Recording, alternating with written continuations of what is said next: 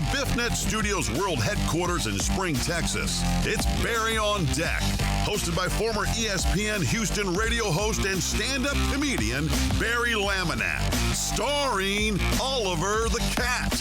Written by Barry Laminack, produced by Barry Laminack, directed by, you guessed it, Barry Laminack, featuring sports, entertainment, special guests, film sessions, and some drinking. Okay, a lot of drinking. Viewer discretion is advised. And now, here's your host, Barry Laminack. Oh, what's up, you damn dirty deckheads? Welcome to Barry on Deck. I am your host, Barry Laminack. Thank you guys for being here. Today is Tuesday, October 25th, 2022. And this is episode number 565 of Barry on Deck. It seems like it flew by getting to 500. It does. It seems like it just, like 500 just got here so fast. And then, you know, the last 65 have just felt like it's taken forever to get to 565. But we're here and we're doing it. Welcome to the show. Welcome to the program. I don't know if you guys heard, but Yankees lose. So that's good news. Welcome to the show. Thanks for hanging out with me today. I appreciate you. We're going to have some fun. Probably going to be a little scattered, a little crazy, a little wild. And that's because your boy has done zero show prep for the day. Okay. I tried to get the fantasy done in time. Didn't happen. It didn't happen. I mean, I have all the numbers, but I don't have any visuals. So we could do fantasy numbers, but you wouldn't see them. And I feel like if I just read them to you, you'd be like, I don't know what's going on any of these. Just say my team name. So we're going to do maybe fantasy tomorrow or Thursday. Probably not tomorrow. And the reason we're not doing fantasy tomorrow is because it's the last Wednesday of the month, which means my boy Trey Tutson's going to join me on the show tomorrow. We are going to sit on the back porch and smoke cigars and drink whiskey and talk about life and maybe some sports. And usually we end up talking comedy and telling stories. It's a lot of fun. It's a different kind of show. You know what I mean? It's a different thing. It's different than what you're normally used to watching Barry on Deck. But you know what? I enjoy it. I like it. Other than the stress of getting the technology set up and hoping that it works. Other than that, it's a fun show that I think overall people enjoy. So yeah. Come hang out with us tomorrow on the show and kick it. I mean, it won't be a lot of sports. I'm sure it'll be some, but it's a fun time. It's a good time. So I will say that. Jen would have never failed on getting fantasy numbers in. All right, you raggedy bitch, Keith. I have the fantasy numbers, ho. I mean, I have them. Look, hold on. No, bitch. No, don't start that shit. No. Not gonna put that on me, Ricky Bobby. Let's go. Barry on Deck. Keith, you are in the Boiling Dragon League. Is that correct, sir? All right, let me pull up that league and I will show you, sir. Alan Denson. Thank you for the 200 bits, buddy. Jared Taylor, thank you for the 100 bits, buddy. Alan Denson, thank you for the 100 bits, buddy. Good times. Alan was in the chat talking to himself earlier. He was just like, yeah, what's up, Nightbot? Where's your sister Stream Elements? It was hilarious. All right, you two, Trey on Deck. We have the fancy numbers. Kiss my ass, Trey. I wanted to boo you so bad. At first, I didn't know who it was. I'll be honest with you, Trey. You sounded like a disheveled white man for a second, Trey. And then I was like, because they spelled it Trey, so I was like, oh, this is just some random white Trey guy. You were like, Barry, will I see you tomorrow? I was like, who is this? They're gonna come to the show? Like, what are they going to come talk shit to me on the internet? Well, I'll see you tomorrow, Barry. What are going to talk about? I don't know why white disheveled Trey turned into a Cosby Trey. But, yeah, well, CC, that's kind of what I knew when it was Trey, is I was like, when I see him, and he was like, and then he said something as only Trey would say it. And I was like, oh, Black Trey. Not white disheveled Trey, Black Trey. Got it. That was too funny. I was like, hang up on his ass. Tell nobody, hey, man, hang up on him. But yeah, I had to school Indy on who Trey was. He's like, who's Trey? What was that about? So I told him, I was like, oh, okay, cool. What was I doing? Oh, I was showing Keith Sager's old raggedy ass that I have the Boiling Dragon numbers. Where'd it go? Where did it go? Is this this is the Sagers. Let's see here. We're gonna resize in Chrome. Nope, I don't care. I'm doing this. I'm tired of y'all calling me out on shit. I'm tired of it. I let it slide. I let it go. Right there, Keith. You see that? Week 7. Ho ass ho. You see that? Suck it. Week 7, Boiling Dragon League. Not only do I have the scores, I have all the team data. I got y'all's raggedy ass records. I got your playoff percentages. I got the playoff seeding. I got how many games back. I got all that shit. And if you don't believe me, you know what? As a matter of fact, boom. How about that? I'll just delete all your data. Huh? How about that? I'll just come up here. I'll just delete all your scores. Hey, suck on that. But here's the thing. I can come in. Well, I don't really want you to see me doing that. I can come in and I can run my script. And then not only can I put the scores back like so, bada bing, bada bam. But your team data's back. See, I'll just show you one more time. I'll delete it. And then I'll come over here and I'll run my little fancy team data script. Bada bam.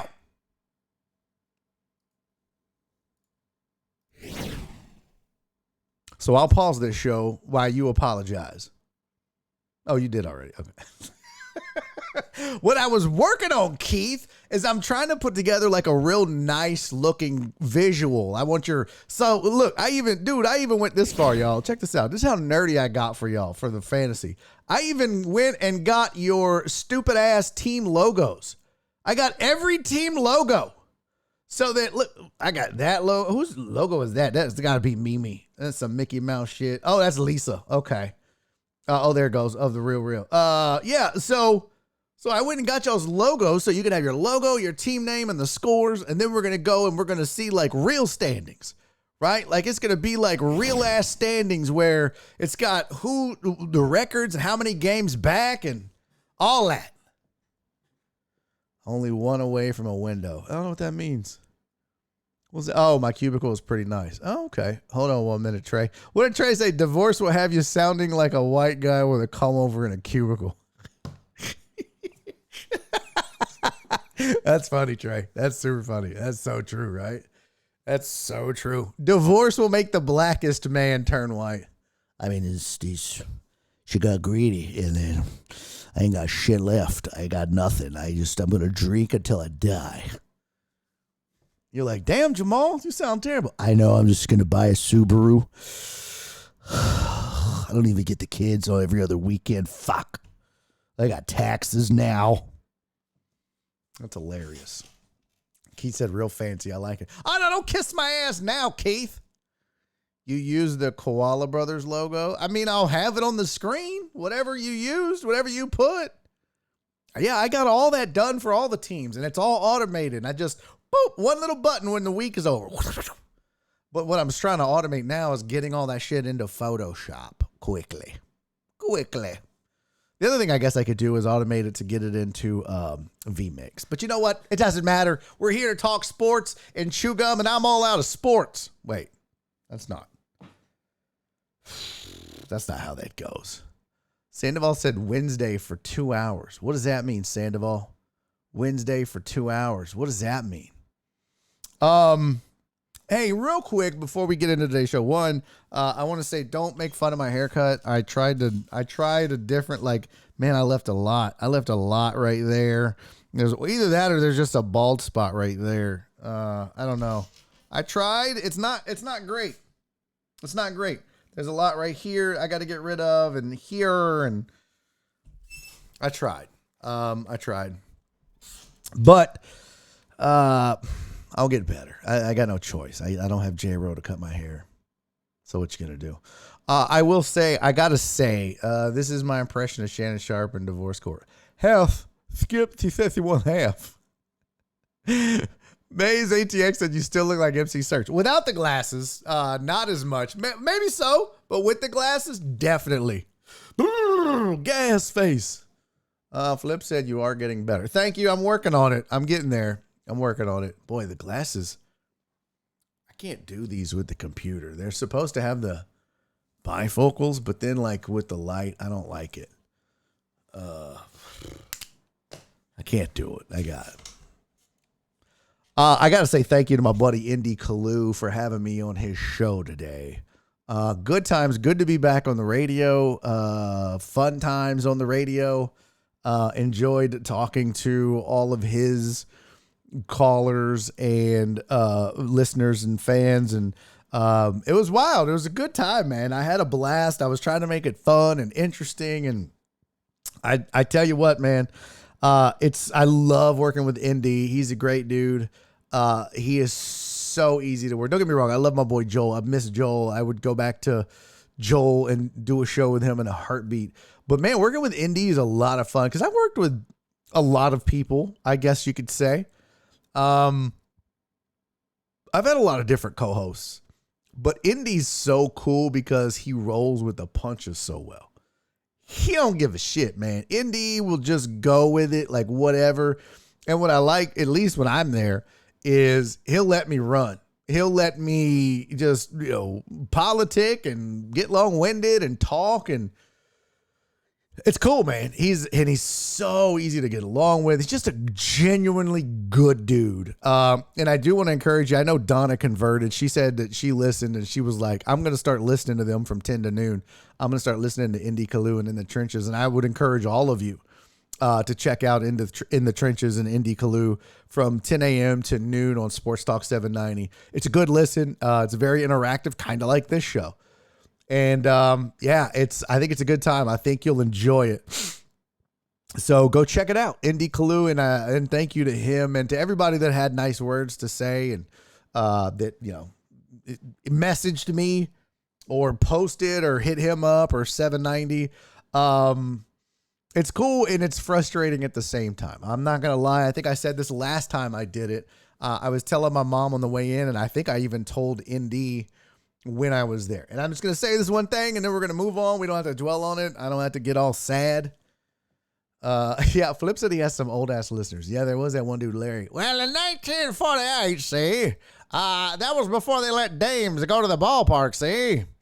That dude, Larry, was like, y'all remember 1948? Remember when Sammy Snyder, he was a submarine operator, see? And he had periscopes, and he would drive his submarine under the channel, and they would get, like, what? Larry, what? Old ass Larry. That was hilarious. And I'm trying not to roast him too much because I got to remember. I'm like, okay, look, this ain't my show, number one. So I can't start roasting everybody.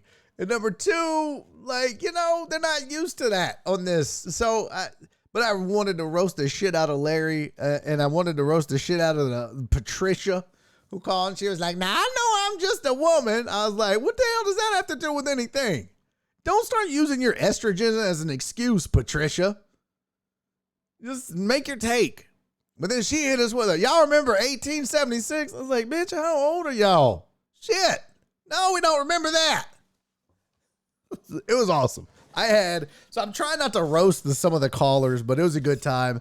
There was an awkward point when one of the callers was like, man, Barry, you're cool.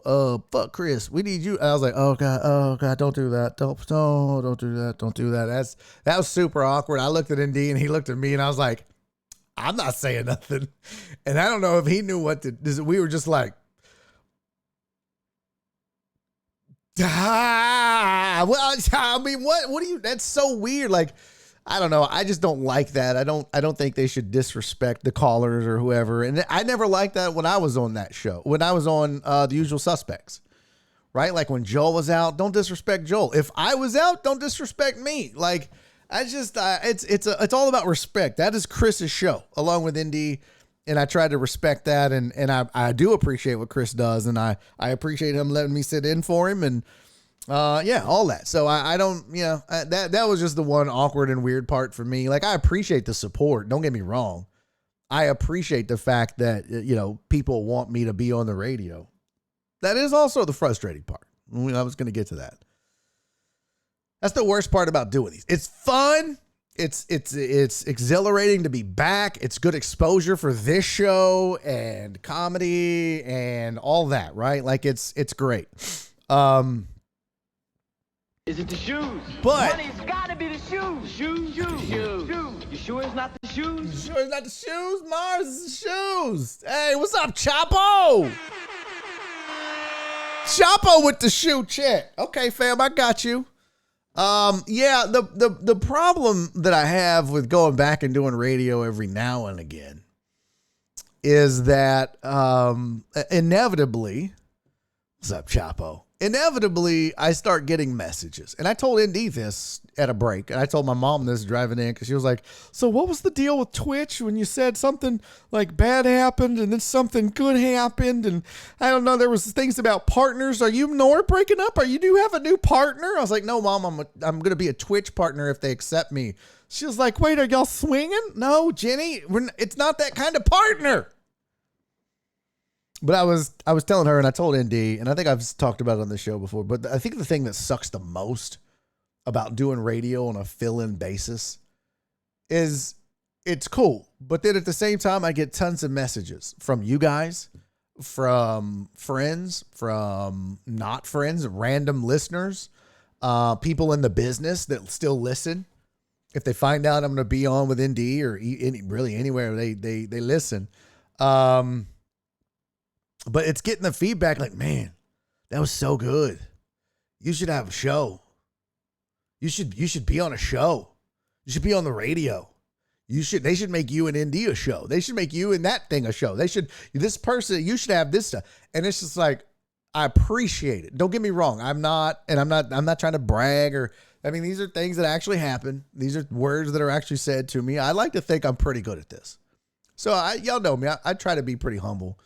But my point is that it's very frustrating to be told how great the show was, how great I did, but I can't get a job in this town on the radio.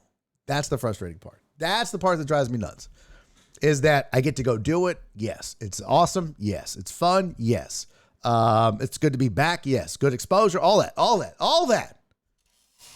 But it's just when you get hit up in a ton, and all those messages mean the world to me. Don't get me wrong.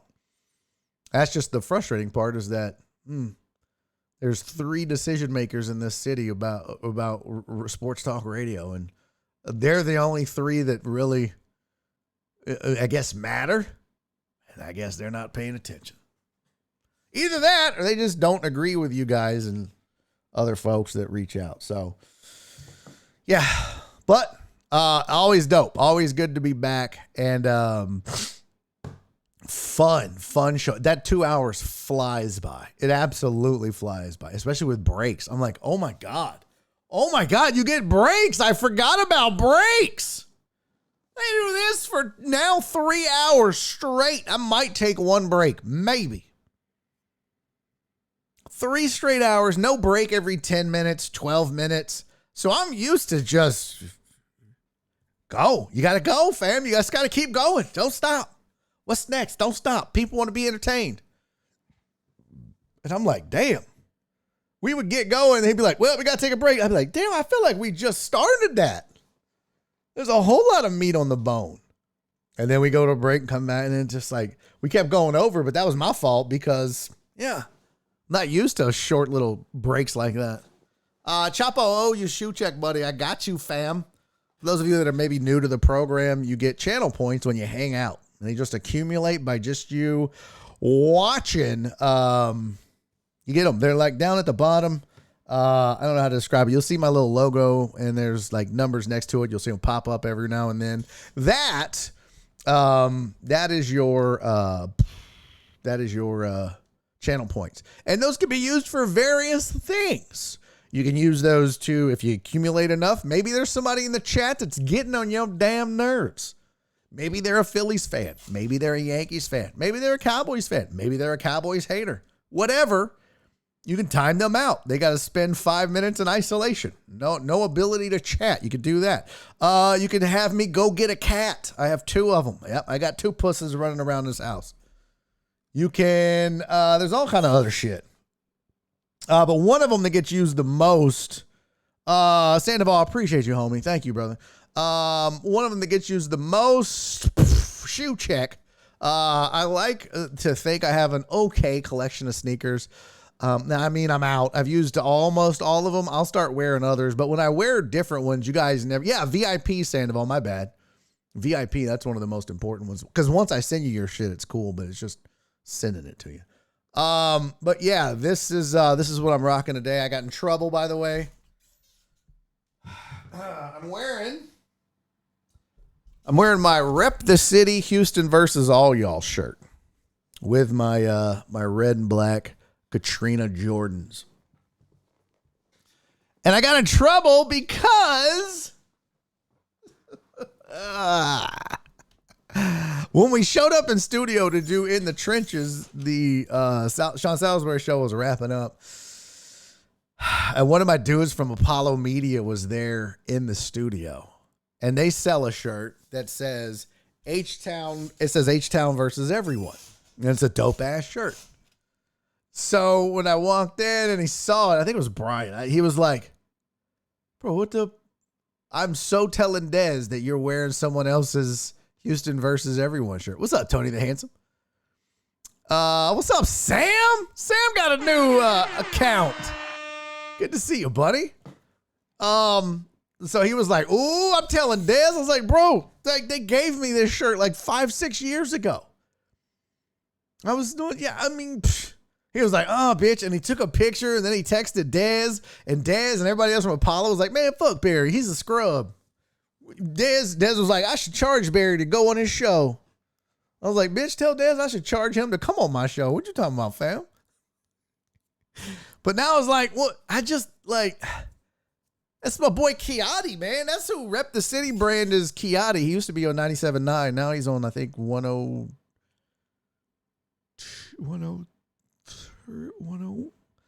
I don't know, the Beat. Whatever the hell the Beat is. But he's blowing up. He's syndicated. Kiati's big time now. But yeah, I just wore this shirt. Got my ass in trouble. 1021. Maybe that's it. Yeah, rep all the homies, right? Yeah, what's up? I mean, I plan on buying an Apollo shirt. And I'm even going to buy it. Like, this was back in the day when people would give me shit. Because I was on the radio. And when you're on the radio, it's so weird. When you're on the radio and you're making money and you're popular, even locally, people will give you all kind of shit. It's when you're broke and have no job, people won't give you a damn thing. I'm like, that's when you need to be giving people shit, is when they're broke. So, anyways, I got in trouble with the Apollo crew, so we may not have Dez on Wednesday or Thursday. 93.7 The Beat. Maybe that is it.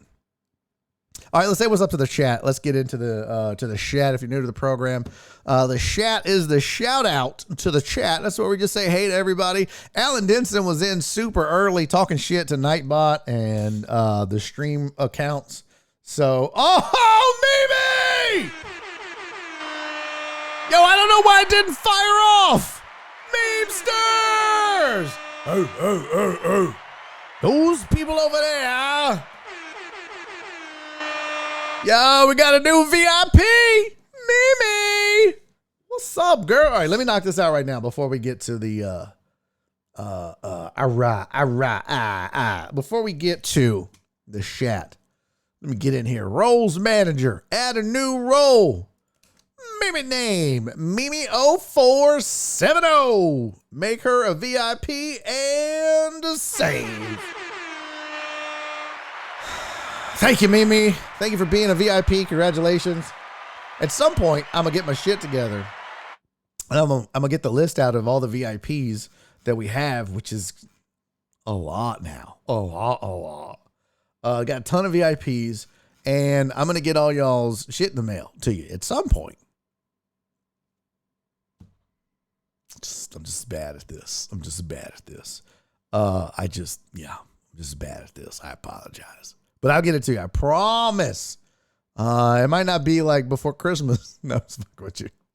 I'm just messing with you. If y'all have Jen get on my ass about it, she'll make me do it. She'll just be like,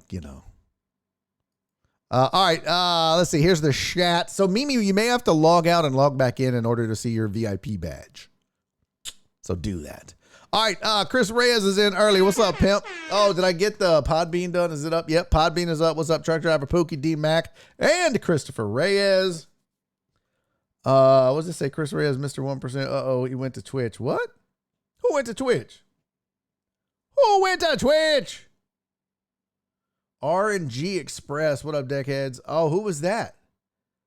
Who was that? RNG Express. I want to know who that is. Oh, it's Sam. Oh, that's dope, Sam.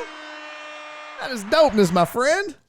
All right, so this is the chat. What up to Christopher Reyes, Alex Villanueva, Keith Sager, Sandoval. What's up, pimp? Flip is in the building. What's up, Flipperoonie? No, I was stupid.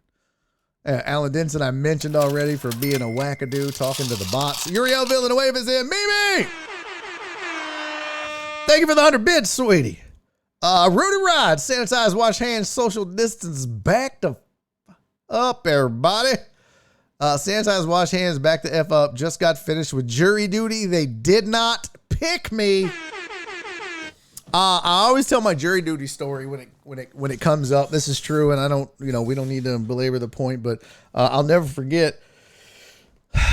I was doing a jury duty here in Montgomery County, and they had the jury pool, and they were asking us questions, and they asked this one man. They were like, "What do you think about disciplining your children?" I think I ate too much Chick-fil-A. It's all burping up. What do you think about disciplining children?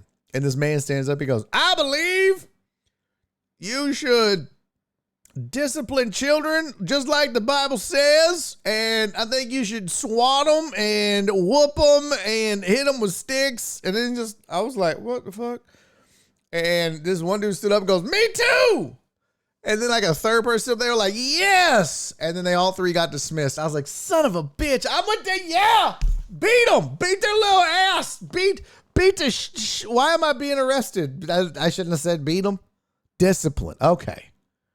That's the difference. You can't say beat. You got to say discipline. Got it. But congratulations on getting out of jury duty, Rudy Rod. Who else there? FJ, what's up, homie? How are you? Keith Sager, that raggedy hoe. Ivan, what's up, dude? Thank you for being here, my friend. VB, what's up? Party at the Creek Friday. I hate you. I hate you. Don't you dare. Don't you dare come down here. Don't you dare come down here. Yeah, Trey is a jerk-ass jerk. What's up, Christopher Mina? How are you, man? Philip Barnard. Height Throb. Can we not do fantasy? Justin Fields. We got to talk about that. That last night was crazy. What's up, Tiger Stripes? Thanks for being here. And who else is in the building? Jared Taylor. Trey. Oh, raggedy-ass Trey Tutson. Don't forget he'll be on tomorrow. Aaron J. Brown, what's up? Super Falcons fan? Man, you got to be feeling good, pimp. If there's nobody, there's one group of people besides Giants fans and Jets fans. Falcon fan has to be so happy because everybody's like, ooh, yours truly included. They're going to suck.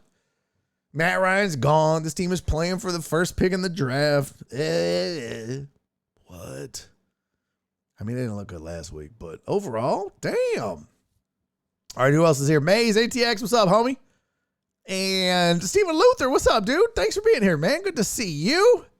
Who else? VB, we got, I got Sandoval early. Sandoval, by the way, said he's close to VIP, which is dope. E2D, what's up? Nightball, you raggedy bitch. Sandoval said divorced people know what that means. Get the kids or kid on every, oh, yeah, nice reference. Yeah, exactly. Yes, Wednesdays, my dad used to get us on Wednesdays from like, he would pick us up at like 6 o'clock and bring us home at 9:30. We would go eat, and then I'd go do dishes at his house. Rat old punk ass. Ask J Roll to be a sponsor. It's J Roll, not J Roll. I don't need a Floby maze. I just need practice. Do you think they'll replace Homer? No, I don't know, Nemata. No, we're not. Don't do that. Be nice. Ask that on the Discord. I can't see my computer with my glasses either. Yes. Barry looks like he assigns cubicles with those glasses. Kiss my ass, Trey. Okay. You guys are gonna sit over there. Cheryl, you got pretty big hips. We're gonna put you on the end. Yeah. You also eat a lot of crunchy food. We need you away from the rest of the people. Kiss my ass. E2D said Indy is smart. Yeah, dude. Indy is super intelligent, dude. Very intelligent. Amos said, I'm writing a letter to J-Ro to put Barry on a haircut scholarship. Hey, man, kiss my ass. Amos. All right. I'm trying here, buddy. This is the best I can do. I mean, I'm out there butt naked in my garage, cutting my hair. I bought this mirror that I thought was going to be dope. It's small as shit. I'm trying to fade myself. He has some old listeners. Can you put the link in the chat? To what, Alan? To what? Can you hear it in Beaumont? To what? Can you hear? Oh, to the show. I mean, I don't know if you can, Terrence. By the way, what's up, Terrence? Welcome to the show. I don't know if you can hear in the trenches in 790 in Beaumont. That's a good question. Who else is here? Let's get through the chat. Christopher Mina got, Maze got, E2D got, D-Mata, and Perry. What's up, dude? Good to see you, buddy. Thank you for being here. Chapo, what's up, pimp? I got Tiger Stripe already. Excuse me. Damn. You know when you eat too much and you burp and like a little bit of food comes up? That's where I'm at right now. I'm miserable. I ate way too much. What's up, Sam? What's up? That's Mr. Rubio right there. Thank you, buddy. Hey, Sue, how are you? Thank you for joining. Jeff Bell, what's up, man? CC. J Cross is not here. I repeat, J Cross is not here.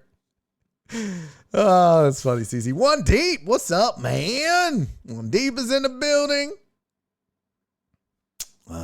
Let's see. Who else? I think I got everybody. I think we're good now.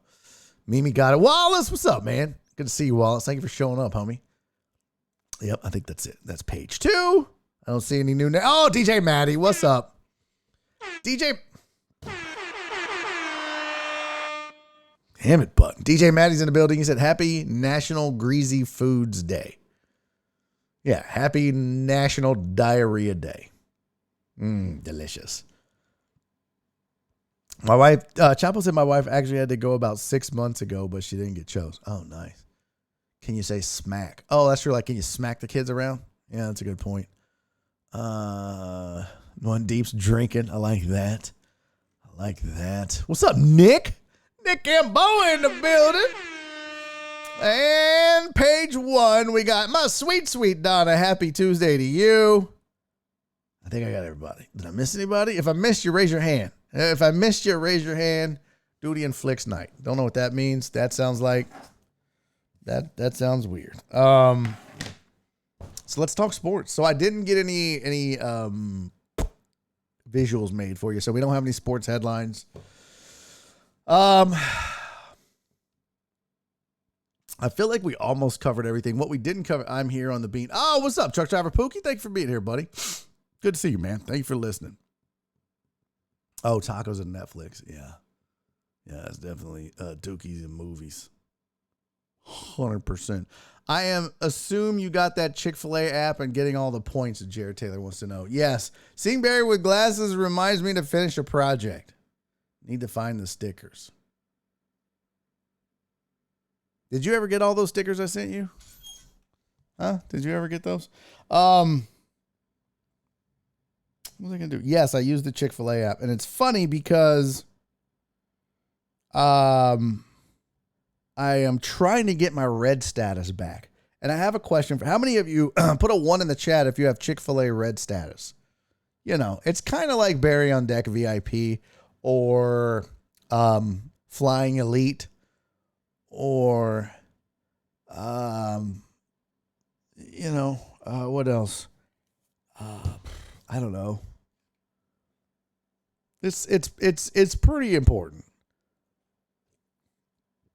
Look at Ivan and truck driver Pookie are fighting.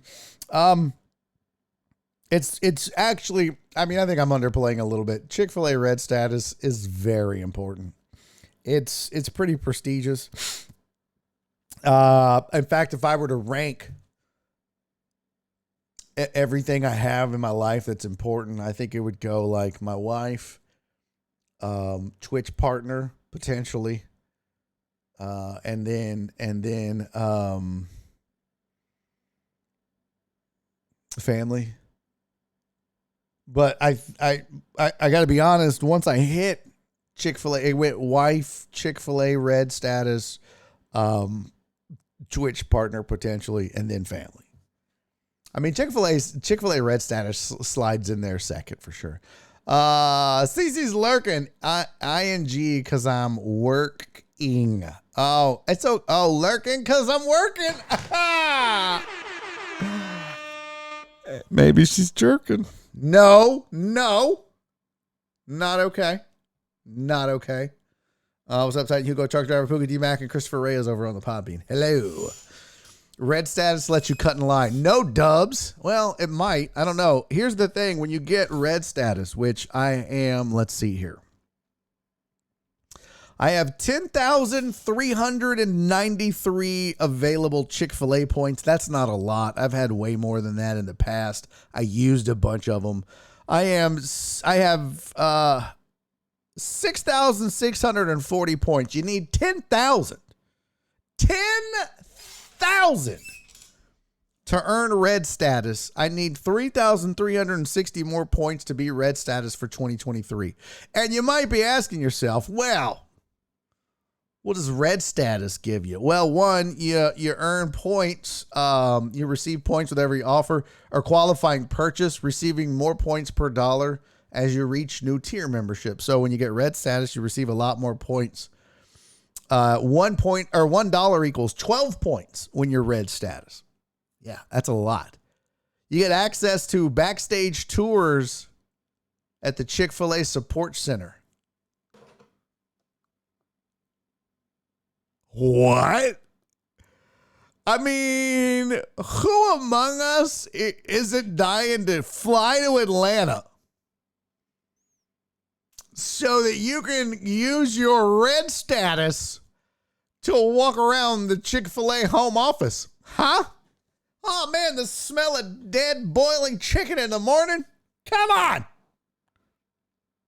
I was like, none of this shit other than the points. And obviously bragging about it, but it says, use your points to give rewards to friends and family. Man, fuck them friends and family. And I ain't giving no my points to no friends and family. You know how fat I had to get for these points? Hell no, I'm not. Hey, y'all, I got high cholesterol and diabetes, but enjoy this chicken sandwich. No. Kiss my ass. Use points to redeem available rewards. Receive rewards from your local Chick-fil-A just because, which is nice. I do get rewards just randomly, just because. Well, I did. Receive a birthday reward. All right. Participate in bonus point challenges and first to know about new menu items. But I think the really big one here is the access and backstage tours of the Chick-fil-A Support Center. I don't even know what that looks like. Why would I want to do that? Why would I? There's also Chick-fil-A's signature member. What? How do you get that? I want to be Chick-fil-A's signature. Yo, how do you get that? That's crazy. I thought red status was balling. I was so mad when I was at ESPN. So Chick-fil-A has these cards that they give out to media members in markets. And what is this? Dr. Dre 300. I remember back in 1876 is where sign stealing started. Yo, Dre, what's up, pimp? Welcome to the show. We were talking about that earlier. I was trying not to roast them too hard, but I was like, this is some old ass shit. I thought red was the ball, but Barry is platinum status. No, I'm not. Kiss my ass. Back in the day, well, they still do it, I think, but Chick-fil-A will give out cards to media members. And I was trying so hard to get, because I ate Chick-fil-A all the time. And then there was this chick that managed the Chick-fil-A that her boyfriend was a big fan of The Usual Suspects and of me.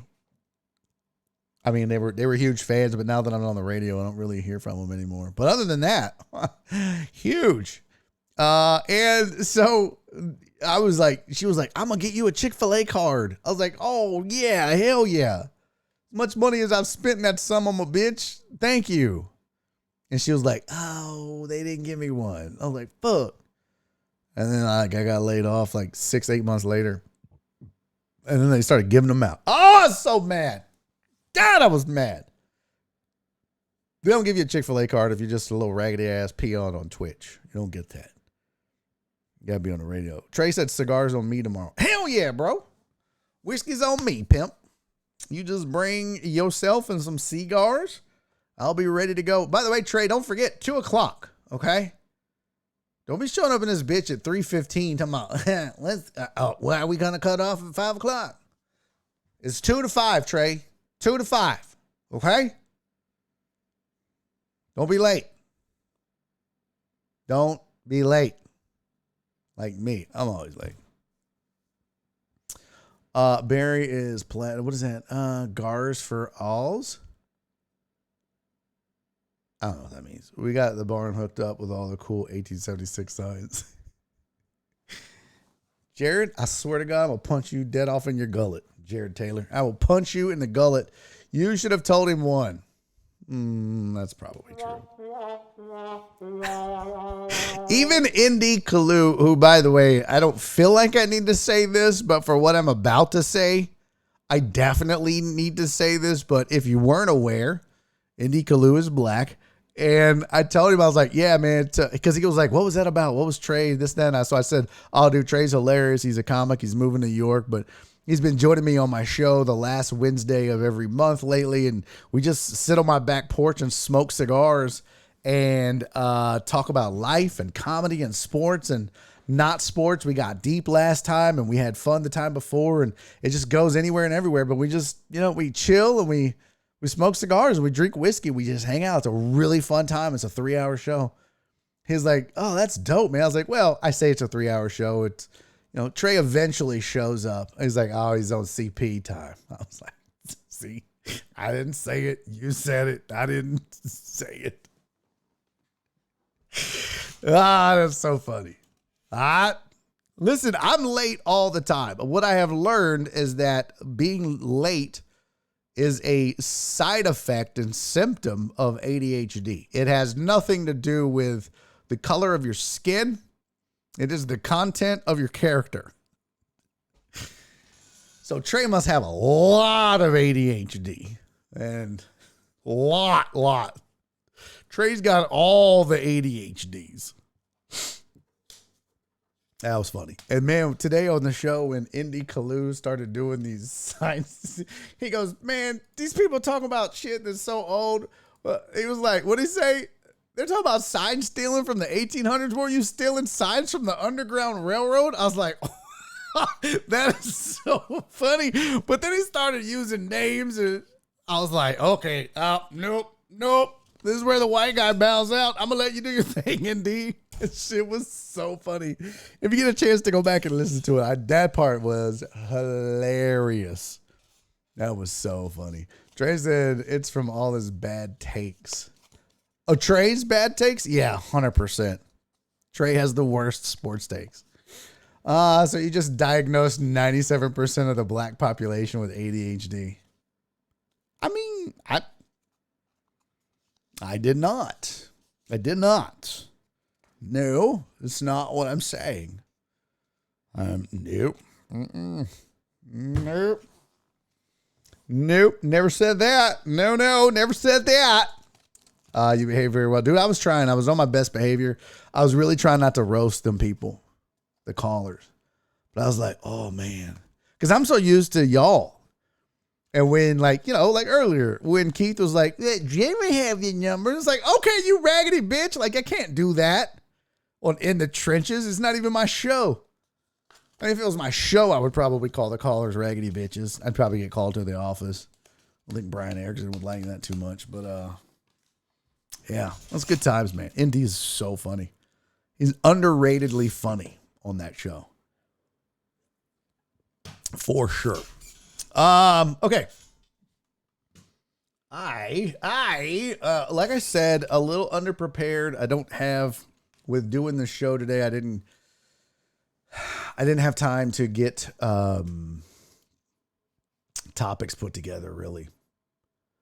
But, hold on, let's see. And if there's anything you want to talk about, feel free to bring that up. Feel free. But I looked at the front page of ESPN. I was like, maybe I can pull some headlines real fast. Maybe I can.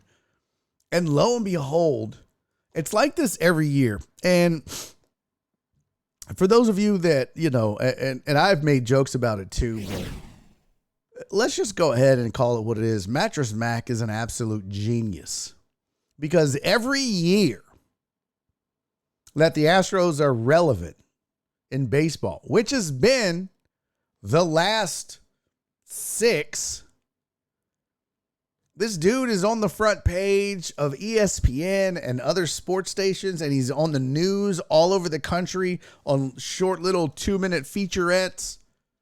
And it's always because he does the bet on the Astros thing. If you buy a mattress, I mean, we talked about it yesterday with my mom. Buy $3,000 or more, and if the Astros win, you win. And he hedges that with wagers because he loves to gamble. And the smartest part of all this is with the wagering. So he bets. So if the Astros wins, he loses money. So then he bets for the Astros to lose so that he wins money. I don't remember how it goes. And then he's got insurance and all this other shit, I think. But above all that, because I promise you, Mattress Mac is not dumb enough to do something like this and then lose money on it. So he's hedged somewhere, right? Whether it's a bet with a casino, whether it's insurance, whether it's both, he's hedged somewhere against that promotion. So at the very worst, he breaks even. But the real genius of it all is that by taking the risks that he does and by doing these promotions, he gets an extreme amount of free publicity for him, his brand, and his stores. Now, again, I get it. Being on the front page of ESPN in, I don't know. I can't even think of a city. Poopstown, Idaho. I don't think that's a real. Boy, that would be weird if there was a town named Poop. And your boy's got to look that up. Yeah, I got to go. Is Pooptown? That just sounds like a really shitty boy band. Oh, I didn't even mean that. Oh, I didn't mean that pun. God damn it. I'm so ashamed of myself. That was very unintentional dad joke. Very unintentional. I don't even feel like Trey's going to come over now. Trey's going to be like, fam, I can't be friends with you, bro. That was terrible. Did not even mean to do that. But I feel like Poop Town is like a really bad boy band. But I'm trying to find like Poop Town on the map. Let's go to Google Maps. That's where we want to be. We want to see, is there like no, there's no Poop Town. There's Jerry Good. I don't know what that is. Palacio de la Comisaria Pistetinum, Yucatan. Why would that show up when you Google Poop Town? 4 things popped up. The Poop Party. Did somebody start a political party called the Poop Party? What is this? There's no website. There's a number. Why is there a number to a thing called, why do I want to call this number now? 347-653-3112. No website, no phone. You just go to Google Maps, type in Poop Town, all one word, and the poop party shows up. They don't even have a real listing on the map, but they do have a phone number. Why do I want to call that so bad? There's Poo-Poo Hawaii? Really? Oh, man. Big sneeze. Okay, I'll call Poop Town. I don't care. Let's call Poop Town. Let's do it right now. No, I'm not Poop Town. The Poop Party. This is so weird. 347. I'm going to end up on some list. 347. I always like to see like what numbers come up when you start dialing. 347-653-3112. You know what? Before I hit dial, I want to Google that number. Let's just see what comes up. I should call it from my Google Voice number that I have now. Oh, nothing pops up. What? 347. What area code is 347? Let's see.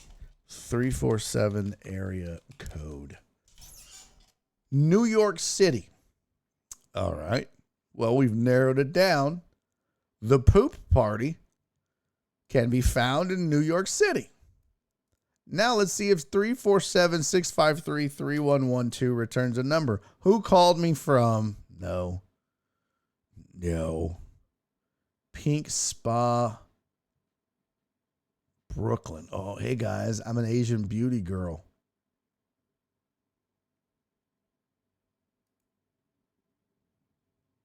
Okay, well, oh, wow. Wow. What?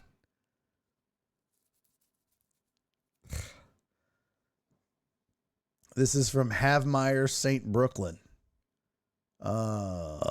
Okay. Well, no, that's not the right number.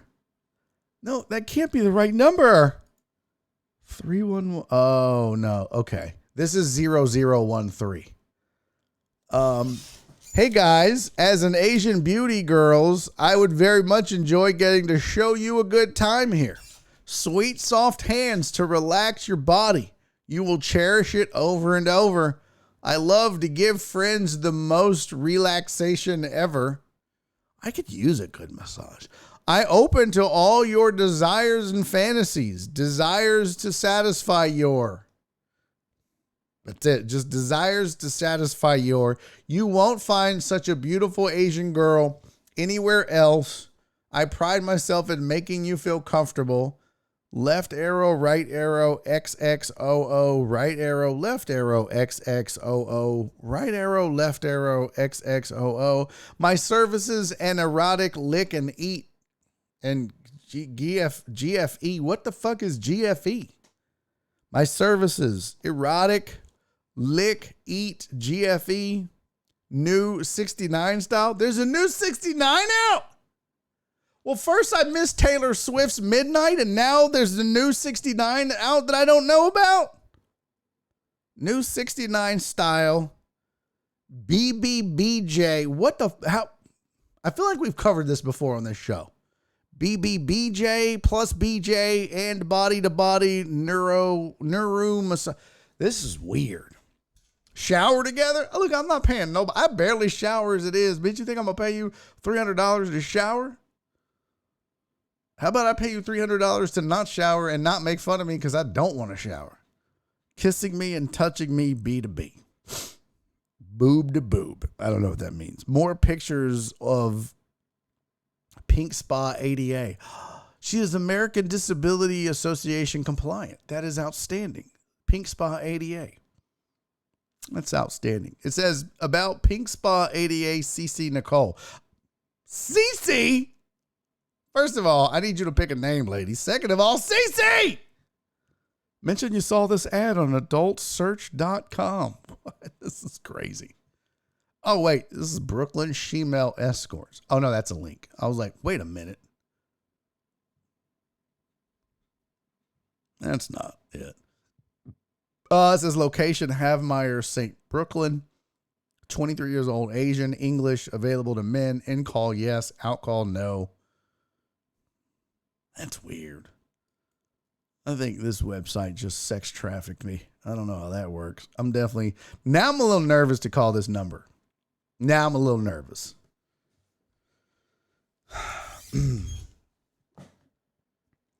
I'm just kind of sad too. What's up, Thor? Kind of sad that there's a new 69 and I didn't know about it. I mean, I knew about the 88. He ate and she ate. Okay. See, that's not. Shut up! I kind of want to call the number. I'm being honest. I thought you were selling tacos, CC. CC said, you rang? Sorry, I was busy. You were busy? Well, your ad says you're not. 16.9.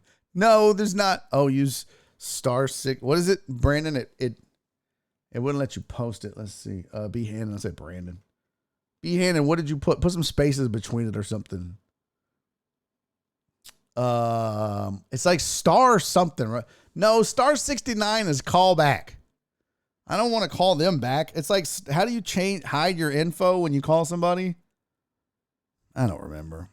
Does that still work? I don't know, Ivan. I don't know. If I knew, I wouldn't be asking y'all's raggedy asses for phone dialing tips. Nah, bro, that blocked the number. *67. There we go. *67 347 653 3112. All right, here we go. Please leave your message for 34765333112. Hi, I was calling to inquire about the poop party. I got your information from the internet, and I was interested in the poop party. If you would, please call me back. That is 713-330.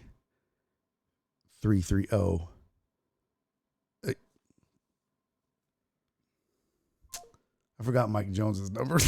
That's the whitest shit I've ever done. I forgot Mike Jones's number. 281-330. Damn it. 281-330-8004. Okay. Fuck. Shit.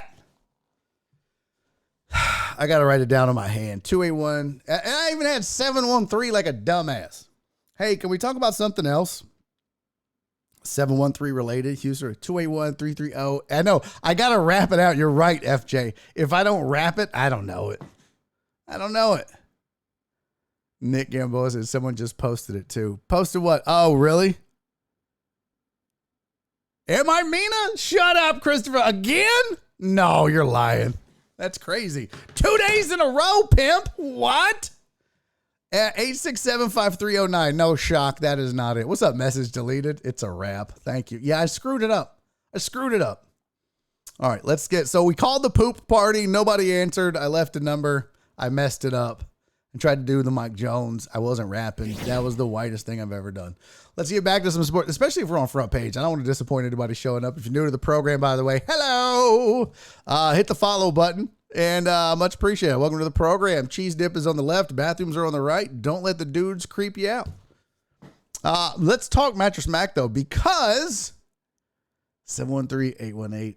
Oh, yeah, big boob. Marty, what's up, pimp? How you doing, Marty? Mattress Mac is a genius because of all the stuff that he does and all the money that he could potentially lose and maybe win back and this, that, and the other. He gets all the free pub and all the free press.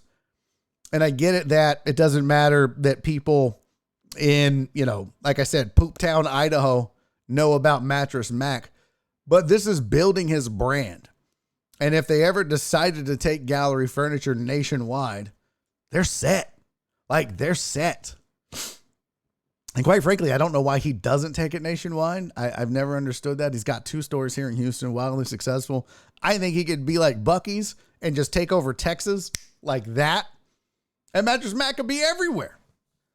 But anytime you can literally get free love and free pub on the front page of ESPN, this dude sells furniture. And he's getting free love and free pub on the front page of ESPN. It's absolutely amazing. And he's got, look at this whole story written about this dude. This whole ass story. I mean, you think about that. This dude is, I remember when Mattress Mac first started, right? I remember when Mattress Mac used to run commercials on wrestling on Saturday nights. It was Paul Bosch. What's it called? Not Mid-South. I don't remember the wrestling, but it was like, you know what? In fact, I bet you, I think we did this exercise once before, but I bet you I can find an old commercial of Mattress Mac. Let's see. YouTube.com. Let's see. We'll go mattress. Let's see. Gallery furniture commercial. Let's see what pops up. There he goes. Right there. Look at that.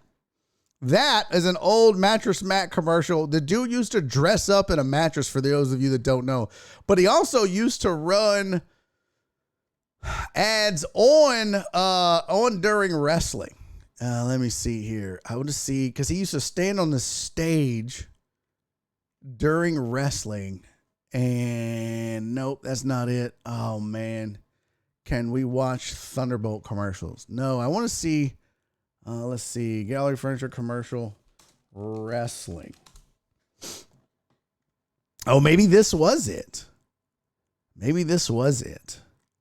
Man, look at Mattress Mac back in the day, boy. He was always kind of thick. You know what I'm saying? Like, Mac was always a little bit thick. That was when he really started to take off.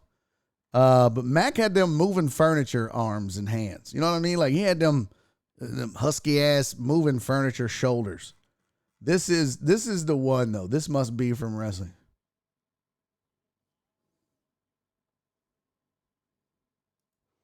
No, that y'all couldn't hear that, but yeah, that was Mattress Mac. This is Vice though. That's not what I'm looking for.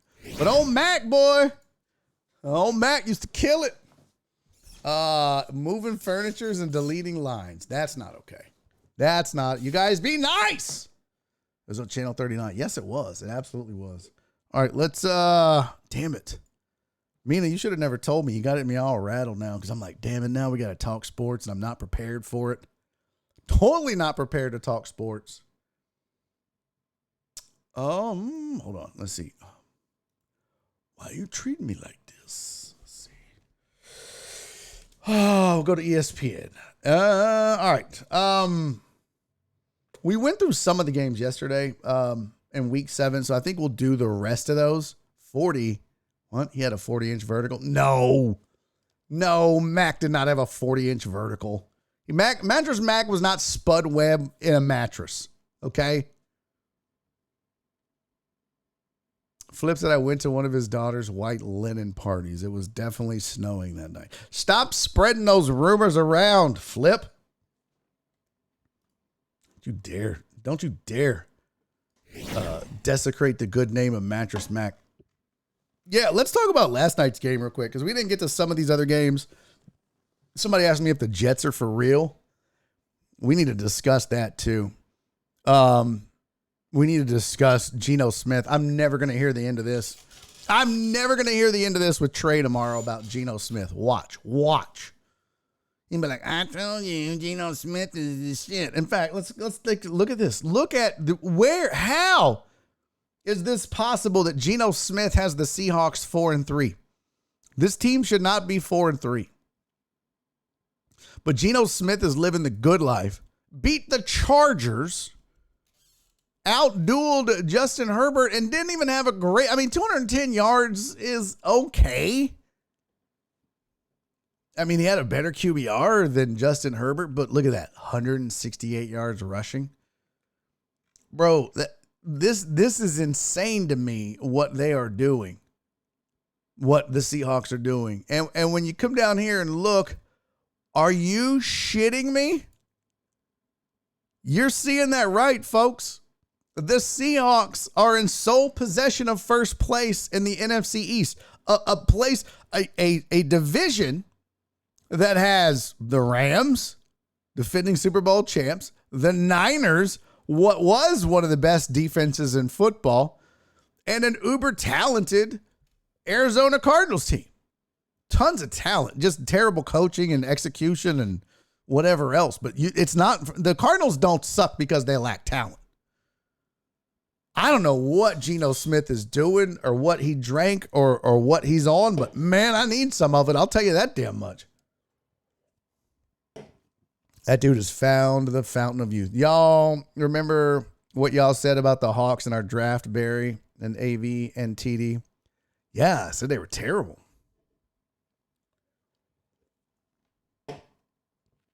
I said there was no offense. Like, yeah, I remember because you took DK Metcalf. You took like 3 Seahawks in the draft, Ivan. I was like, bro, what are you doing? That's stupid. That's just dumb. Who'd you take? You took DK Metcalf and who else? Try to see. Who'd you take? You took Metcalf. No, you took Tyler Lockett, right? And yeah. And Penny. Stupid. Big dumb dummy. Hanging out with Mattress Mac. Yeah, he was. But dude, this is insane. Now, the crazy thing, let's go see something real quick. Let's see where Geno Smith is amongst quarterbacks. So yards leader is Mahomes, followed by Burrow. He got all that back in 1 week, by the way. All that back in 1 week. Justin Herbert, Matt Ryan, Josh Allen, Tom Brady. Geno Smith is 7th in yards passing. And he is ahead of the following names. Trevor Lawrence, no big deal. Kyler Murray, Aaron Rodgers, Jacoby Brissett, no big deal. Jared Goff, no big deal. Matthew Stafford, I don't know, lukewarm on Derek Carr, so no big deal. Jalen Hurts, Kirk Cousins, Russell Wilson, Lamar Jackson. I mean, dude, the fact that Tua's not dead ass last and missed 3 weeks tells you how good that offense was the first couple of weeks. He's ahead of Daniel Jones. And I mean, like, bro, that's crazy. Geno Smith, 7th in passing yards. Let's see. Touchdowns. Geno Smith is 6th. Tied for 5th, actually. No, tied for 6th with Aaron Rodgers and Jared Goff. One of these things is not like the other. And he's only thrown 3 picks. Pretty crazy. Let's see what his rating is. Geno Smith has a 106. What? Geno Smith is 3rd in the NFL in quarterback rating. Unbelievable. And I'm never going to hear the end of it with Trey. Never. Perry said, I need a silver lining, Chopper. What'd he say? I took Jefferson as my first wide receiver and Henry as my first running back. Oh, nice. He's literally flourishing. It's crazy. It's crazy. You got Mahomes, Josh Allen, and then Geno Smith. That's your top 3 quarterbacks according to rating. What? Tua's 4th. And then all the greats, including Jimmy Garoppolo. That's wild, man. Hey, remember when everyone was getting boners over Jalen Hurts? That kind of cooled off a little bit, didn't it? That cooled off just a skosh. Just a skosh. Hold on. Something's wrong with my damn phone here. Get on. Get on here. Get on here. All right, cool. Yeah, so Geno Smith is absolutely Wreck-It Ralph in the NFC West. Just killing it right now. Sorry, get back to these. So some other games we didn't talk about yesterday. We made it through Bucks Panthers. We didn't get to Browns, Ravens, did we? It doesn't matter. Let's talk about the Jets. Oh, a phrase I never would have thought I would have uttered in a million, trillion, bazillion years. Let's get to the Jets. Usually it's the Jets. We can just skip this game. The Jets have done it again. It wasn't pretty. It wasn't sexy. But they won again. They beat the Broncos. They are 5-2. By the way, the Broncos are 2-5. I don't know. What's a bigger surprise from these two? Chat, what is a bigger surprise? Is the bigger surprise that the Jets are 5-2? Or is the bigger surprise that the Broncos are 2-5? What's the bigger surprise here? Yeah, they did lose Breece Hall, by the way. Breece Hall gone for the season, but they went out and picked up James Robinson from Jacksonville. So Ivan says the bigger surprise is the Jets. Total Dallas says the Jets. B. Hannon says the Jets. Yeah, Jeff Bell says the Jets. But I don't. Nobody would have told you. Couldn't have convinced me that the Broncos would go 2-5 and that Russ would be playing as bad as he played. Yeah, Chapo said I feel for the Breece owners, right? Yeah, that sucks. Okay, so most of the chat says the Jets is the bigger surprise here. And the Jets, man, yeah, and that's a good point too. Wallace said the Jets, considering who they beat. The Jets have lost to Baltimore and Cincy. Man, it's like they just got all of those out of the way right off the rip, right? I don't think I've ever seen that. Where you play a whole division back to back to back to back like that. Because theirs was the AFC North. You always play one other division, right? I mean, obviously you play your own division twice. So there's 8 of your 17 games. You get assigned one other division, or is it 2? But that kind of is weird to me. But they split those games. They go 2-2 against the AFC East. Losing to Baltimore and Cincy, beating the bad teams in that division, Cleveland and Pittsburgh. But then they beat the Dolphins, but the Dolphins weren't the Dolphins when they beat them. The Packers aren't the Packers. And quite frankly, Denver's not the Denver we expected. So, okay, you know what? Now that I look at it, that's not that impressive. I mean, don't get me wrong, they're 5-2.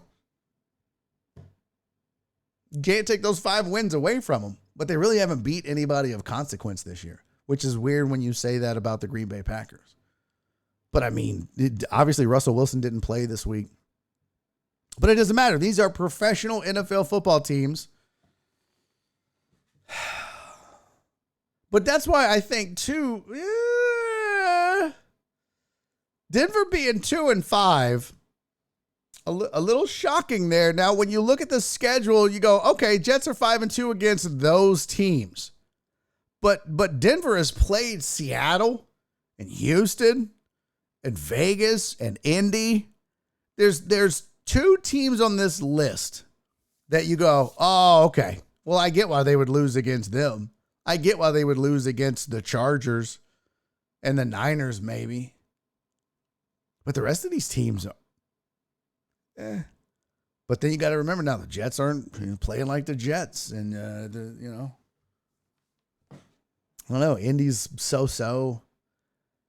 It's just the Broncos should have a better record. They should have a better record than what they have. They should have beaten Seattle. They should have beat Indy. I don't know. Probably should have beat the Jets. But these offensive outputs, 16-9, 11-10, 12-9, 16-9. It cannot be fun, Jeff Bell. It just absolutely cannot be fun watching Broncos games this year. This is awful. Awful. Stephen A. Smith says it all. Terrible. Well, that's more Charles Barkley. But. So, shithole of a game, but just, man, the Jets. Somebody asked me if the Jets are for real. And it kind of felt like it. But then once I see that schedule, I don't know about that. Let me see them against a few more good teams because they've lost against the 2 good teams they faced. I don't know what's wrong with the Packers. I mean, like, what world are we living in when the Jets are 5-2, the Giants are 6-1, the Packers are 3-4. The Bucks, Tom Brady puts up 3 points against Carolina and loses 21-3 to PJ Walker. And that team just got rid of Christian McCaffrey to the Niners. I don't know what's happening. I don't know what's going on in the world of the NFL. The Bears, there's no reason last night the Bears should have put up 33 on the Patriots. And the most interesting thing about this, is all this controversy over the quarterback. It's so funny that the Patriots have gone from a team where there was one position that they never had to worry about. And then they go out and they draft a quarterback, and he's considered the best rookie quarterback of the year. And he puts up numbers, and he's Pro Bowl, and he's yay. And now all of a sudden he's benched because he looked awful in 2 series, and the fans want Zappy. I can't believe that's a dude's name. That just sounds crazy to me. Hey, my name's Zappy.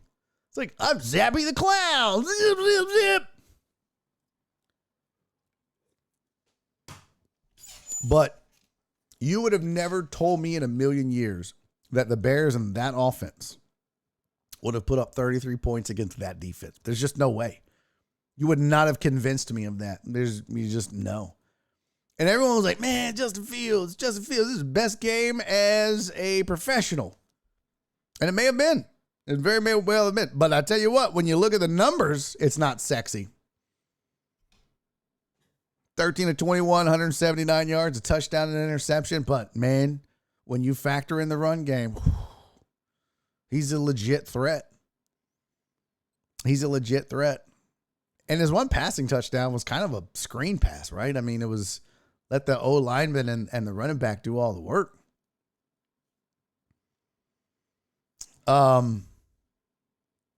But that's a big win for the Bears. It was a big win on Monday night. And it's got to give them some confidence. Look at Marty and Mark, my Bears fans. Marty, Mark, let's go. They're feeling it, baby. They got a bear down. Ow. That wasn't a bear. That sounded like that cartoon. That big purple monster cartoon thing. That definitely wasn't a bear. Do I have a bear sound? That just sounds like my stomach after Taco Bell. B. Anderson, what the fuck was that? I mean, light it up. What's up, Spoon? Yeah, that sounded like Pumpkinhead. Who's Pumpkinhead? I don't know what Pumpkinhead is. Is he the leader of the poop party? Hold on. Let's see. Purple cartoon monster. They'll be like, Barney, I love you. Shut up, Barney. Dumb bitch. No, none of these are the... Y'all know which one I'm talking about, right? He sounds kind of like the Tasmanian devil, but I don't know where he is. I can't find him now. Like, let's see. Cartoon monster characters. Excuse me. Oh! What's up? Shoot OVQ dose. I don't know. Did I say that right? Make sure I said it right, fam. Shooto VQ dose.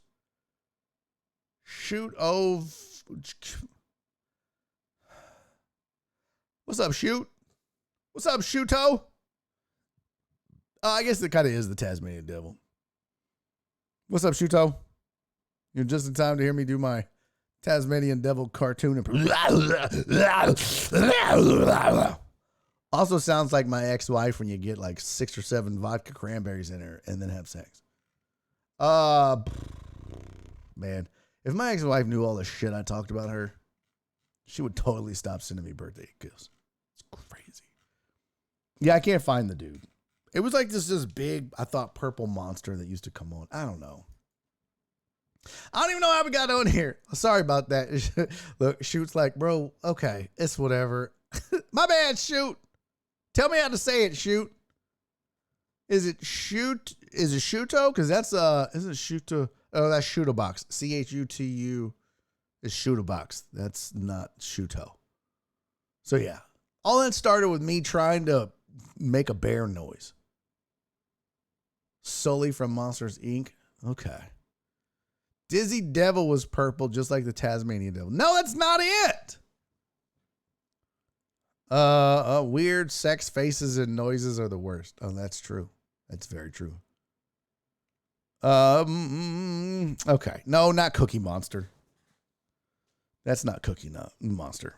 Flip side, the Lion Eye are number one in the Big East. Oh, nice. Just Shoot. That works. That works. Shoot is way easier, bro. Trying all that other shit at the end. Shooto, VQ, Dose, Niner, Roger, over. It's too much shit. Bro, but it's not even the worst. Some of these names that show up, I'm like, how do you say this shit? How do you, what? It's pronounced Poop Shoot. Leave him alone, Nate. What's up, Nate? You leave Shoot alone. It's not Poop Shoot. It's Shooto. Shooto. Vic Dose. Okay, I'll fuck off. I'll just go kiss my own ass. Flips at 8 hours of radio. What? What you talking about, Willis? I ain't doing no 8 hours today. I don't think so. I don't think so, pimp. All right. Wait a minute. Now you just hold on a second. Hold on.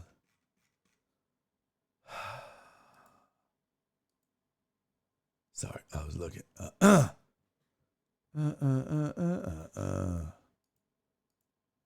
They must have taken me down. I was looking for something. It doesn't exist now. I really need to get my stuff together on YouTube. I really do. I got to get my shit together on YouTube. It's not. My YouTube channel is absolute garbage right now. Been totally neglected. Hey, by the way, shout out to everybody listening on Podbean over there. Titan Hugo, Truck Driver Pookie, D-Mac, and Chris Reyes. Hello. Flips it, how you feeling, though? What you mean? No, Shoot. That is unacceptable talk. No. Shoot. Listen, damn it. That's disgusting, first of all. Second of all, there's a lot of ladies in the chat. Let's not do that. That's gross. No, listen. We're not going to that. No. You guys, stop this. I don't want to have to start timing people out. Flip, why'd you say I did 8 hours of radio? What are you talking about? Are you talking to me or somebody else? Am I missing something? I don't see where 8 hours of radio. I don't see where you got that from. I don't know what all that shit is, Flip. All right, let's go back to these scores. I don't know. That got weird. All that shit. Hold on. Let me pull this up here. Boop, boop, boop. So Zappy is the new ringy dingy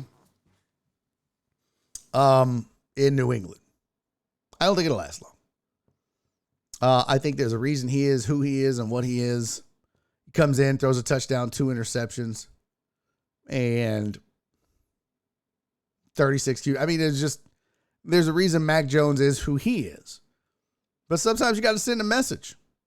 Sometimes you got to send a message and say, get your shit together, Mac. And so Zappy was able to send that. Plus the fans wanted it. No, Shoot, I am not a Bears fan. I live, and this show is broadcast live from Houston, Texas. Area, Spring, Texas, but yeah, Houston. So I think it's right there on the shirt, buddy. Houston versus all y'all. So yeah. I don't know what else to talk about in this game. Other than the Patriots defense shit to bed. The Bears offense was legit. Justin Fields is a problem when you let him run. I don't understand. Spy him, make him throw. That seems like a pretty easy thing, Belichick. Just super easy. Okay, I'm trying to keep up with the chat, but there's like a whole other conversations going on, so I'll just ignore it. Let's see here. Dude. Some other games we didn't talk about that went on this week. Tua's back. Guess who's back? Back again. Didn't have an outstanding game, but against Pickett and a down Steelers team, did enough. Tyreek Hill had he had 7 receptions, 72 yards. That's un-Tyreek Hill-ish this year. Waddle had 88 yards on 4 catches, which is pretty dope. The Dolphins team obviously has a different look and feel with Tua back. And I think that it is imperative that they do everything they can to take care of him and his health the rest of the season. They're not out of it. They were 3-3 after an amazing start. But this win against Pittsburgh, let's look at their schedule real quick. Ooh, Lord Jesus, it's hot in this room. Hey, man. Why is the thing spinning now? You bitch.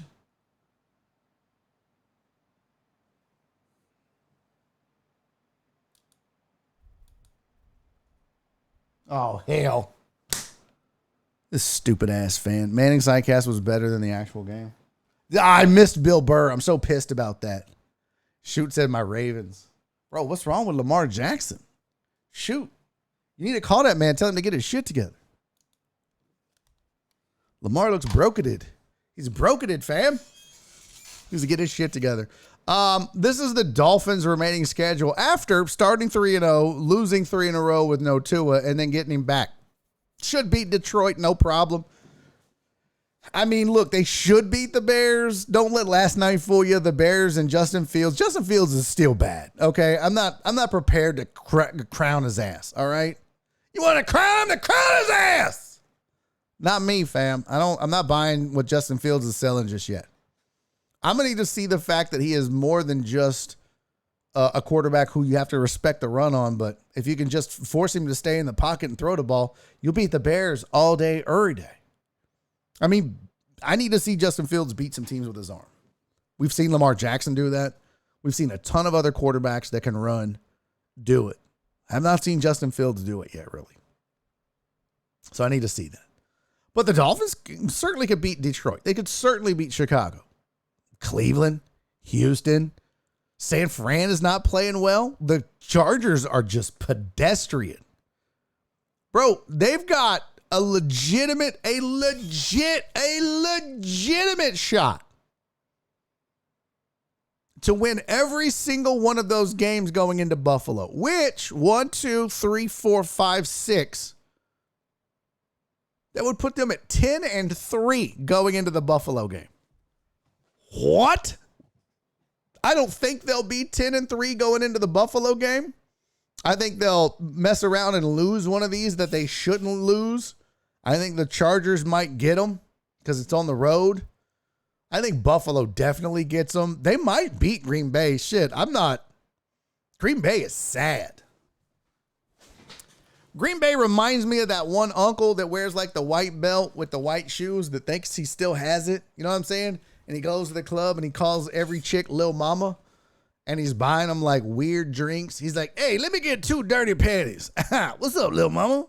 You want some dirty patties? And she's like, what the fuck?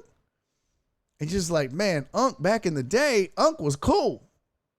Right? Back in the day, Unc had game. When Unc was 20, 25, you know what I'm saying? He had muscles and he's cool. He had a cool car. And then the shit just passed him by. Hey, what's up, Justin? And now Unc is just sad at the club, doing sad shit. That's Green Bay. They're just sad. Just doing sad shit. Shoot said they're probably going to lose to San Fran and Cleveland. I mean, I could see them losing to San Fran, but, I mean, come on. That's a Mike McDaniel. I mean, he's got a little juice on that game. He's got a little juice. I don't think they'll lose to Cleveland, though. I mean, Cleveland's just... I mean, hell, the Jets beat Cleveland. Why can't the Dolphins? No offense, Jet. I love you, boo-boo. There's nothing sad about AA Run losing. And still wear a jersey with the numbers faded. Yeah, that's true.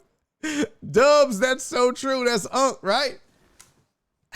He still has like a Dan Pastorini Oilers jersey. He's got an old Dan Fouts Chargers jersey.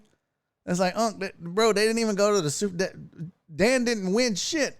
Dan Fouts, that boy, that man, come on. He says shit like, watch out now. It's so sad. I miss Green Bay already. They're dead. Oh, that's a good point. Shoot, I forget. Yeah, in having that conversation, I do forget about CMC going to the Niners. Couple, he'll have what, 4 weeks under his belt. You had this week. Oh no, more than that. 1, 2, 3, 4, 5. He'll have 5 solid weeks of play in that new offense in San Fran. Good point.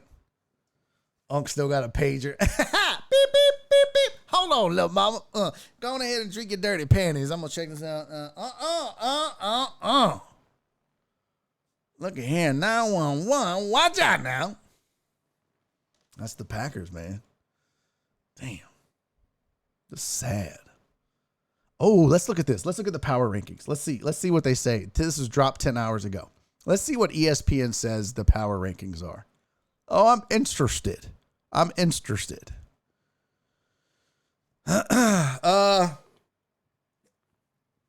Bills are number 1. Well, obviously, Eagles are still number 2 at 6-0. Chiefs are number 3 at 5-2. Let me ask you this, though, chat. If they played, who wins? Right now. If the Eagles and the Chiefs played, right now, wind it up, right now. Who you got? 1 if you got the Eagles, a 5 if you got the Chiefs. Right now. Fuck you, Hunter. Wind it up, right now. 1 if you think the Eagles win, heads up. Neutral field, who's the better team, the Eagles or the Chiefs? 1 if you think it's the Eagles, 5 if you think it's the Chiefs. Let's see who you got. Let's see. What you know, chat? 1, 2, 3, 4 to 2. Oh, now here comes some late action on the Chiefs. We got early action on the Eagles. 1, 2, 3, 4. A lot of action on the Chiefs after the fact. 1, 2, 3, 4. Yep. So 1, 2, 3, 4, 5, 6, 7 to 1, 2, 7 to 8. B Hannon put 11. Slapped the shit out of him. All right, there's another 5. There's another 1. 1 is dumb. Evil will always triumph because good is dumb. That's what it always reminds me of. Astros in 6. That wasn't a score. I swear to God, the next time I do this in this chat and there's answers other than 1 or 5, I'm timing out everybody. Not just the one person. I'm timing out everybody. Mina is going to get everybody timed out. TD Pookie is going to get everybody timed out. B Hannon is going to get everybody timed out. I swear to God, the next time I do a 1 or 5 poll in the chat and y'all sons of bitches start with the 9-9 and Astros and 6 and 11 and 70-11, 35-9, or I'm fucking timing out everybody. Everybody. Sick of that shit. We got company here. Shoots in the building. Making weird jizz messages. Don't do that again, Shoot. We got company. You guys are acting like assholes.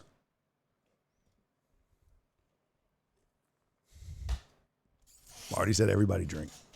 Flip said calm down. First of all, bitch, don't tell me to calm down. Second of all, bitch, I was half joking. Third of all, don't tell me to calm down. I was counting for you. No, you weren't. No, you're a liar. 9-4. Peter North isn't. No. Post a poll. I hate every single one of you. Every last one of you. George Edward Pookie said back to the bean. Chiefs have the better QB, but the Eagles have the better team.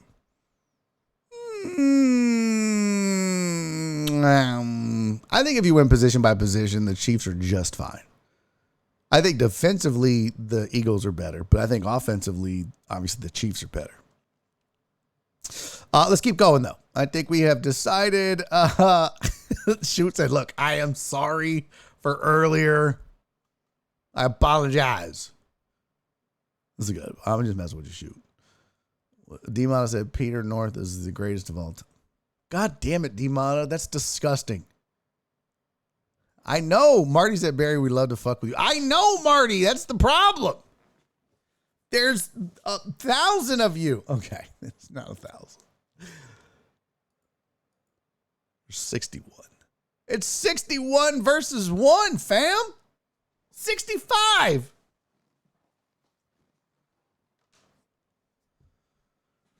All right, Eagles, Chiefs. I think Eagles win that game straight up. I think the final tally was pretty close. I think the Chiefs got a few more. CZ said, I don't know the question, but I trust Don at 1. I mean, I think at the end of the day, the Chiefs are better than the Eagles, even though the record is 5-2 and 6-0 and all that bullshit. But I just think if they played heads up, straight up, there's only one team right now in the NFL that can beat the Chiefs in a shootout. And that's what you basically would have to do because their defenses aren't that good. And we've already seen it. It's the Bills. The Bills can absolutely go blow for blow, touchdown for touchdown against the Chiefs. I don't know if I'm prepared to say that about Jalen Hurts and the Eagles. Would it surprise me if the Eagles beat the Chiefs? No, but I think just for the purposes of this conversation and these power rankings, I would have the Chiefs over the Eagles. And that's how you have to look at it. If they played straight up, who beats them? Well, apparently nobody if you're the Eagles, but okay. So number 4 on this list is the Giants. Whoa. Who'd have thunk it? The Eagles and the Giants occupying the top 4 teams in the NFL, according to these power rankings at least. Giants at 4, the Vikings at 5. Interesting. Cowboys at 6. There you go, Shoot. The Ravens at 7. It says 2 teams that have held double-digit leads in every game this season, the Ravens and the Eagles. Oh, interesting. But the Eagles are 6-0, Ravens are 4-3 wide. Baltimore has been outscored by a league worst 46 points in the fourth quarter. Sounds like the Texans. The Jets are 8 in the power rankings. What?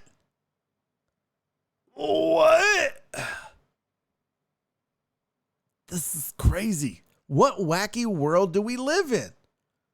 We have hit the top 8 teams in the NFL, and amongst them is the Jets, the Vikings, the Giants, and the Eagles. What? Where's the Packers? Where's the Bucks? Where's the always disappoint you by the end of the year Chargers? That's crazy talk. Crazy talk. Playoffs. That's what it's like. So Ravens are 7, Jets are 8, Bengals are 9, and the Miami Dolphins are 10. There's your top 10. Anybody in the top 10 you would vote out, chat? Who would you vote out in the top 10? Not who would you replace them with. Who do you feel like isn't a top 10 team? I know, Shoot, right? How? The Jets 5-2? How? I mean, it's a pretty easy schedule. We looked at it earlier. If I had to bump one team from this top 10, and it wouldn't even be the Dolphins. I think it'd be the Bengals. And I'm not just going to move them up because of one good Joe Burrow game. I'm sorry. I'm not going to do it. Because just as good as he got, he could go back. Right? Have they turned it around? Have they figured it out? I don't know. Total Dallas said the Vikings. I figured a lot of you were going to pick the Vikings. Shoot chooses the Jets. Dre said, good chat, Marty. What did Marty say? Oh, we love you, Barry. We love to fuck with you. Okay. I thought he said something else. The Bengals and the Jets. Yeah. Okay. Cowboys. Of course, Chris Reyes is going to say the Cowboys because he's a hater. D-Mata said the Bengals. Yeah, I'm kind of with you. I mean, also too, like the Dolphins at 4-3, but I think you have to justify that by saying, well, is that with or without Tua? Because we saw a difference. I mean, they went 3-0 with and 0-3 without. He comes back, wins again. So the Dolphins are definitely top 10 right now with Tua, not without.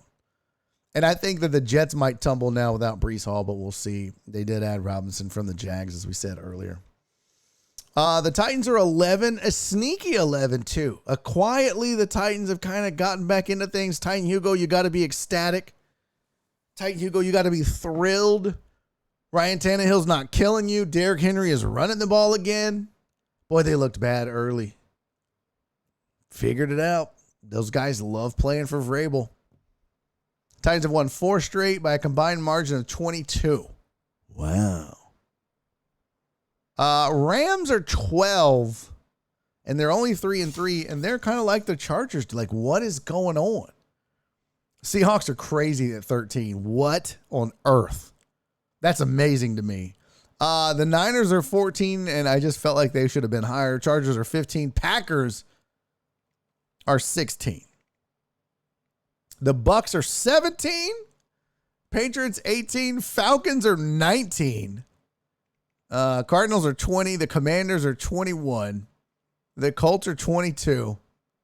The Raiders are 23.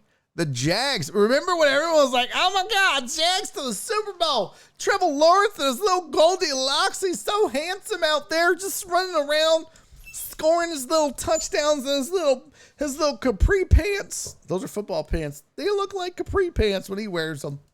This little hair. Out here just winning touchdowns, scoring games. What? And now they're the Jags again. Oh, they lost? Okay, that checks out. Whew, good. For a second, I thought the whole NFL was in the upside down on Stranger Things. Like we had the normal NFL where it was Packers, Bucks, Brady, Rodgers, Bills, Chiefs. And then you had the sad Jets and Giants and Seahawks were going to suck and the Jags are terrible. We were in some weird upside down, man. It was crazy. Well, we ain't done yet, Dre. You didn't think they would be top 25, did you, pimp? The Texans? Playoffs? All right, so the Jags are 24. The Browns are 25. Boy, the Browns, man. The Saints are 26. The Broncos are 27. Bears 28. I mean, all this checks out. Ooh, excuse me. Oh, shit. Daddy didn't sleep good last night. Steelers are 29. The Carolina Panthers are 30. And just picked up a huge win against the Bucks. A huge win, which catapulted them from the most awful, god-awful team in the league to number 30, a respectable. The Lions are 1-5, and damn. Texans are 32. Texans rush defense is allowing 164 yards a game. I will say this, Lamont on Twitter asked me, and Indy Kalu when I did his show today, he was like, hey, is it time for the Texans to get a new defensive coordinator? Lovie Smith is just, I'm like, hey, fam, Lovie Smith didn't forget how to coach. That defense just has no playmakers on it. One, the secondary is very young. They're going to make a ton of mistakes, both in coverage and tackling and angles and everything. But I think that young secondary has shown flashes and shown me some promise. I'm excited about those guys. But the rest of that defense, that front four, that front seven, that front eight, whatever the hell they're running, the linebackers and the D-line is awful. Awful. The secondary is the lone bright spot on that team. And it ain't even that bright. We're just saying compared to. Davis Mills is ass. I mean, that dude is just so inaccurate. It's just ridiculous. How many open guys. He finds them. He finds them fine. He reads coverage, and he makes the right read. He just can't get him the ball. It's either too high or too far out in front or too low, or he skips it in. Just bad, man. Just bad. Bad. Well, it says the defense allowed the Colts' Jonathan Taylor to produce 161 yards in week 1, the Bears to run for 281 yards in week 3, and Josh Jacobs to total 3 touchdowns in week 7. This is an area the Texans can improve. Wow, really, DJ? Really, DJ aim at me? DJ, what? How do you say his name? Shoot, help me out. DJ Bieniemy? No shit. You think that's an area the Texans can improve upon? Giving up lots of yards and touchdowns? Whew, shit. Thank you for the breakdown, buddy. Man. I'll tell you an area where they can improve upon. And I want to get that off the screen for a second. Let me just let me get my notes out here. Areas that the Texans can improve upon. All of them. All of them. They're terrible at everything. They're bad at everything. I mean, punt team is decent. Not secondary. Special teams is okay. Okay. I mean, this is just a bad football team right now. But we knew this. I'm not even upset. I'm a happy Texans fan. What? Yeah, I'm a happy 1-4-1 Texans fan. There's no Bill O'Brien. There's no Jack Easterby. I don't give a shit if these dudes go 1-15-1. I don't give a shit. I don't care. I don't care. Fine. They've gotten rid of their problems. Get you some draft picks. Continue the rebuild. In Caserio we trust. Boom or bust. Ashes to ashes, dust to dust. I don't know why I'm rhyming now. It got weird. Like I just turned this into like a really awful rhyme. Ashes to ashes, dust to dust, boom or bust. In Caserio we trust. Don't blame Davis Mills. It's probably just rust. Stupid. Look at Drake. Complimentary football, Barry. There's no part of their football team that I would compliment at this point. I wouldn't give any one of those a compliment. But, I mean, look, I do like some of the picks in the secondary. I think that Davis Mills is not the guy. He's terrible. I don't like it. I think they got a serviceable O-line. It's not great. They could get better. But if you ask me to list what I'm excited about as far as the Texans, it would be that there is only 10 games left. No, I'm just kidding. Yeah, Brandon, what's up, Brandon Gary? You're right, though, Brandon Gary. Brandon Gary said, man, trade Cooks. They're killing his career. I'm kind of with you. Total Dallas is like, to Dallas. Trade him to Dallas. I'm with you, Brandon Gary. In fact, here's the thing about Cooks. I think I might have mentioned this last week, but Brandon Cooks on the Texans kind of reminds me of Hunter Pence on the Astros when they were losing 100 games. It's like, bro, just commit to the rebuild. Just say, fuck it, man. Trade Brandon Cooks. You got Pierce. That's your Altuve. Now let's go. Let's lose a lot of games. Let's just lose a lot of games. But you keep that eye on Pierce because you're like, oh, he's going to be a good one. And then we just rebuild as a squad. Let's just rebuild, team. Let's go. Let's just rebuild. Trade Cooks. Get you a pick. Get you an extra third rounder, fourth rounder, whatever you can get for him. I don't give a shit. Why make him suffer and languish?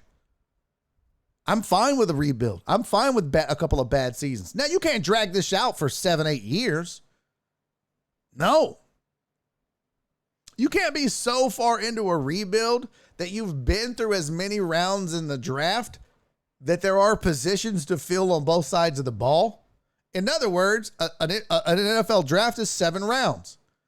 If you get to year 3 and you've done 21 rounds of drafting and you still suck this bad, 1, you're probably the Lions or the Jets or the Browns. But 2, you're doing something wrong. You need to be improving. But here's the deal. Hear me out, Texans fan. Don't get angry. They are improving. What, Barry? They're 1-4-1. Have you watched this team play? Yes, that's why I'm telling you. That secondary is better than it was last year. Now, the front seven has taken a nosedive. But that secondary with Stingley and King and some of those guys, that they're better. They're not great. They're not even good. But they have improved over what they were last year, and that was done through the draft and young players. And that, ladies and gentlemen, is how you do a rebuild. They're better at running back than they were last year. 2 down. Or actually, we'll say 4 down. 18 to go. I mean, Nico Collins is okay. Nico Collins will be a good 2 or 3. Nico Collins is not going to be a featured receiver. He's not going to be your D-Hop of the future, your nuke. This is not going to happen. He's your Ernest Givens. Oh, that was a deep pull. If they actually move on from Burkhead and have Pearson, Ongumbuale as a 1 and 2 in the running back room for next season, that would be a strength. I don't even know if I said Ongumbuale. Okay, I didn't. I just butchered that. And the secondary is getting better each week. Those guys are learning from mistakes and applying them as the weeks go on. Yeah, that's why I say. I mean, nowhere else are they good. You know, they're maybe average, slightly below average at tight end. Cooks keeps them just relevant at receiver. But I'm with you. I'd trade Cooks.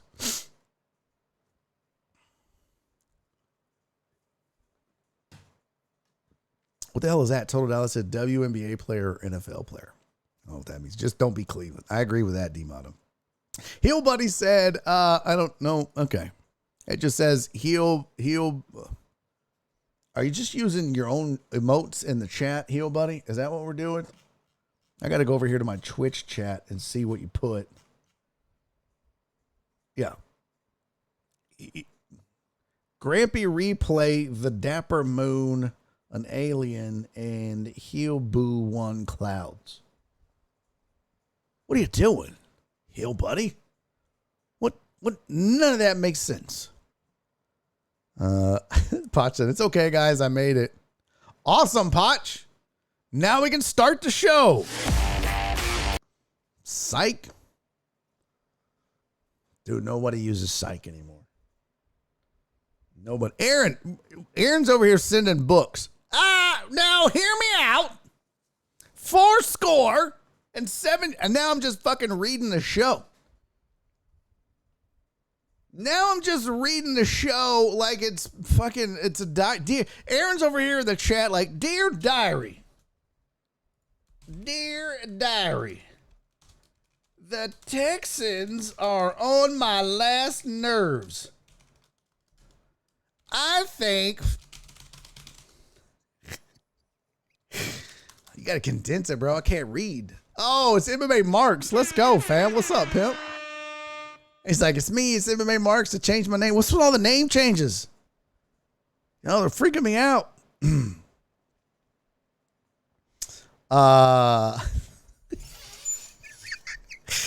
Aaron said, wait, so this isn't my own personal chat space for me to provide insight from being in the booth every week?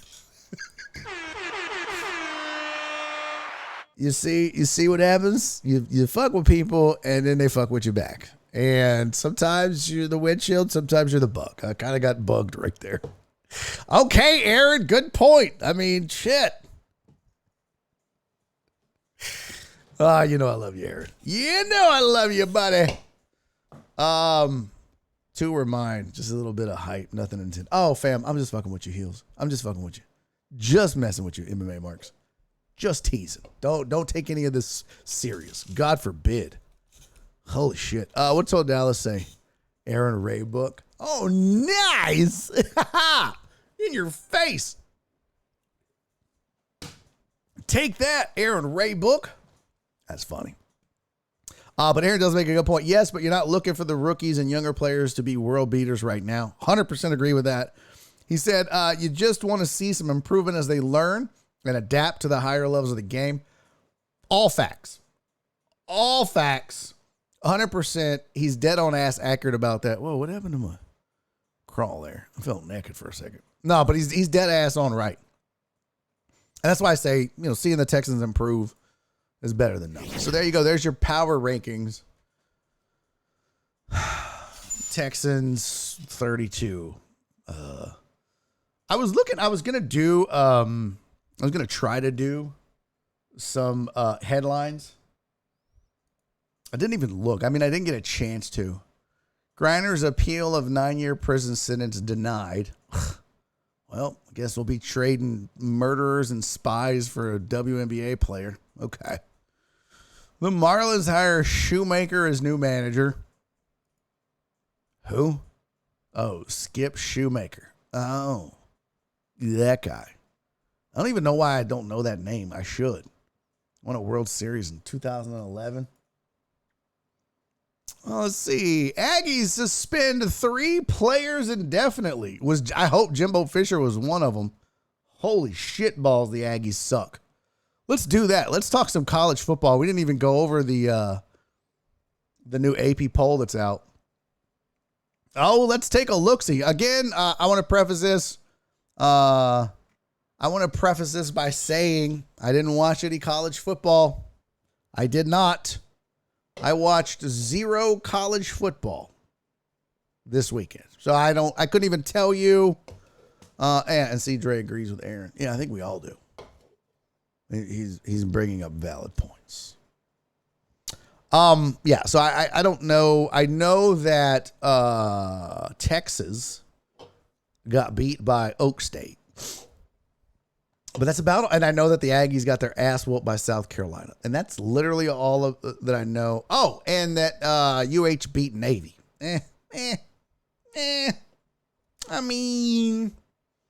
So Carolina beating a terrible, awful A&M team gets them 25th? Really? Really? Nobody better? Here's what it looks like, though. The top 6 don't change. It's Georgia, Ohio State, Tennessee, Michigan, Clemson, Alabama. There's your top 6. Bama, the only one lost team in the top 6. Or in the playoff. TCU, boy. The pride of the Big 12. Texas Christian University. TCU is 7. Oregon 8. Oregon, bouncing back after that drumming at the hands of Georgia to open the season. Oak State is 9 at 6-1. They moved up a couple of spots. USC 10. Wake Forest tied for 10. Bumped up 3 spots. Get 927 votes. What is happening in this topsy-turvy world? UCLA is 12, Penn State 13, Utah 14, Ole Miss 15, Syracuse 16. Somebody mentioned it earlier. The Illinois Fighting Illini are 17, and they said first in the Big East all by themselves. Is that true? Be still my heart. Let's find the Big East. Or, I'm sorry, Big Ten. When I say Big East, the Big Ten West. Yeah, look at that. Illinois, all by their lonesome. Sorry, Marty, your Purdue Boilermakers are second, though. Yay. Yay. Michigan and Ohio State. I don't even know how that's possible. Oh, maybe they just go by points allowed or some shit. I don't know. No, because they have more points for, more points against. Oh, maybe that's okay. I don't know. That's weird. Penn State third in the Big Ten East. But yeah, Illinois all alone at 17 in the Big Ten West. What else? LSU. LSU climbing back in. Kentucky's there. Cincinnati, North Carolina, Kansas State, Tulane, NC State, and South Carolina. HBCUs. Shoot said, is there any HBCUs? No.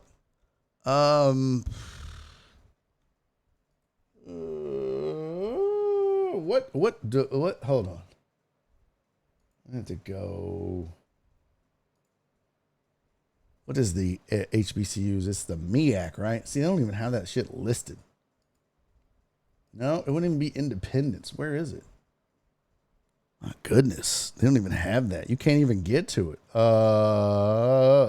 There we go. You got to go FCS Division 1 AA.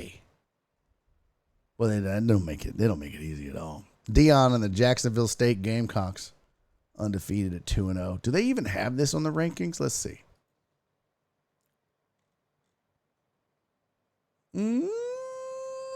Grand Valley State. What is this? AFCA Division 2? I don't even know who that is. What is that? My watch is telling me to get up and walk. Bitch, I'm working. Yeah, I don't even see. Let's see. Is it going to be Division 2? No. Hey, Texas A&M Kingsville. Rolling. Wind it up. That's AP poll. Africa. No. FC. No. Boy, don't nobody want to face Chattanooga. I'll tell you that much. I don't know. Let's see. Grand Valley. You're looking live, folks. And Division 3. Nope. Nothing. Trinity. So they don't even have any kind of poll for that. We can just go to standings.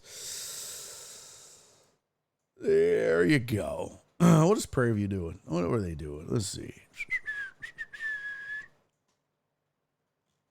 I told you I almost went to Prairie View, right?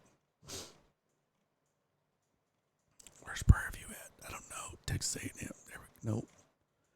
Jackson State. Oh, there we go. Jackson State. What did I say? I had them in the wrong one. Jacksonville State. It's Jackson State. Dumbass. Laminac. Get your shit together. Prairie View's 3-1. There we go. The SWAC. Get your shit together, Laminac. So, yeah, Jackson State 7-0. Prairie View's 4-3. I wouldn't be bragging about that total analysis. It's not that great. Sam Houston. I heard Sam Houston is actually going to be making the leap to Division 1. Yeah, watch your mouth. It's the Jackson State Tigers. Yeah, I know I misspoke, okay? Shit. Calm down. Oh, are you talking to Total Dallas? Oh, gotcha. I'm not a fan of Dion right now, Flip said. Why, Flip? What did Dion do? Why are you mad at Dion? B. Hannon said Sam Houston or SFA. I heard it was Sam Houston. I thought it was Sam Houston State Division 1. I thought that's what they said. I thought they were making the move. Am I wrong? Did I hear that incorrectly? I thought that they were moving into D1 football. Maybe I'm wrong. Sam Houston is moving up. Thank you, Aaron. Yeah. B. Hannon, damn you for questioning me and having me question myself. Yes. Thanks for the Purdue shout out. Go Boilermakers. Go make some boils. I don't know. So yeah, I want to know why Flip's not a fan of Dion right now. I don't know. He didn't do nothing to me. All right, let's see. What was I going to talk to you guys about? There was something I wanted to discuss. Shit, I can't remember now. Oh, they're just moving to FBS. Okay. Yeah. They are D1 moving to FBS. Yeah, you know what? I don't know. D1, D2, FBS, FCS. I can't keep up with the shit, okay? I don't have it all memorized, Marty. SFA hadn't done shit. Just pissing B Hannon off. I'm just firing shots at everybody. But man, I'll tell you what, Sam Houston had played some good football. That was just a total guess. I have no idea. I don't know.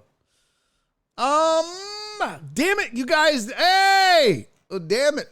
Oh, that was from yesterday. I almost got excited. I was about to say, hey, Chica Chula, thank you for the follow. I didn't see it, but that was yesterday. I really did have when I saw a headline, I was like, oh, that reminds me. We need to talk about this. Oh, there you go. So yesterday I brought it up on the sports headlines. If you will recall that second one there, sources would say that NFL is going to review the refs that were seeking Mike Evans' autograph after the game. So they looked into it. I found this out on In the Trenches today when I did the show, but according to Noah, the producer for In the Trenches, he read us an article that talked about the fact that the NFL did in fact look into the autograph seeking officials after the Bucs game. And the Bucs lost, by the way, the Panthers-Bucs game. Turns out the official was not seeking an autograph. His daughter goes to A&M. Mike Evans went to A&M, so they have that connection. And I don't know if it was Mike but apparently the official was getting Evans's number because he was going to hook him up with private golf instruction from someone at A&M or some shit like that. Let me see if I can find it. But it had nothing to do with autographs. Let's see. NFL refs weren't seeking Bucs autograph. A post-game interaction between the two, blah, blah, blah. Following the Bucs loss, Jeff Lamberth and line judge Trip Suter calling Evans' name. Evans then wrote something on a card and handed it to him following conversations with individuals involved. However, the league determined that Lamberth and Suter weren't asking for an autograph. The league did not specify why they called out Evans, nor what it was during the interaction in response to. The NFL made no mention of discipline for either. Both have been reminded of the importance of avoiding even the appearance of impropriety. But basically what it came down to is, and I don't remember who had it, but yeah, it had something to do with golf lessons for Mike Evans. That's it. I forget what he read it off of. Let's see. Statement from the NFL. Yeah, they don't say. Oh, here you go. This is from Tom Pelissero. Full story. Bucs wide receiver Mike Evans and side judge Jeff Lamberth both went to A&M. And Lamberth was getting Evans' phone number to pass it along to a golf pro to give Evans lessons per sources. Lamberth didn't have paper, so he borrowed it from another official.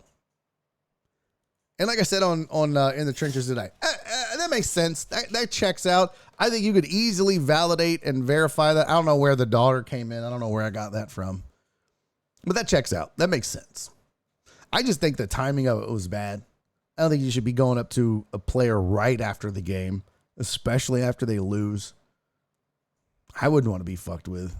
When I take L's on this show, I don't want Nora coming home. I don't want my wife coming through the door asking me for autographs. The cats.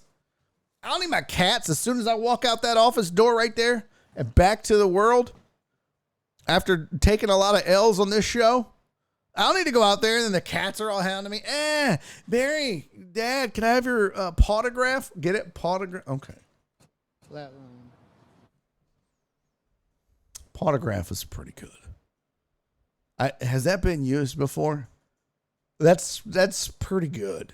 That is amazing, if I do say so. Potograph? Are you fucking kidding me?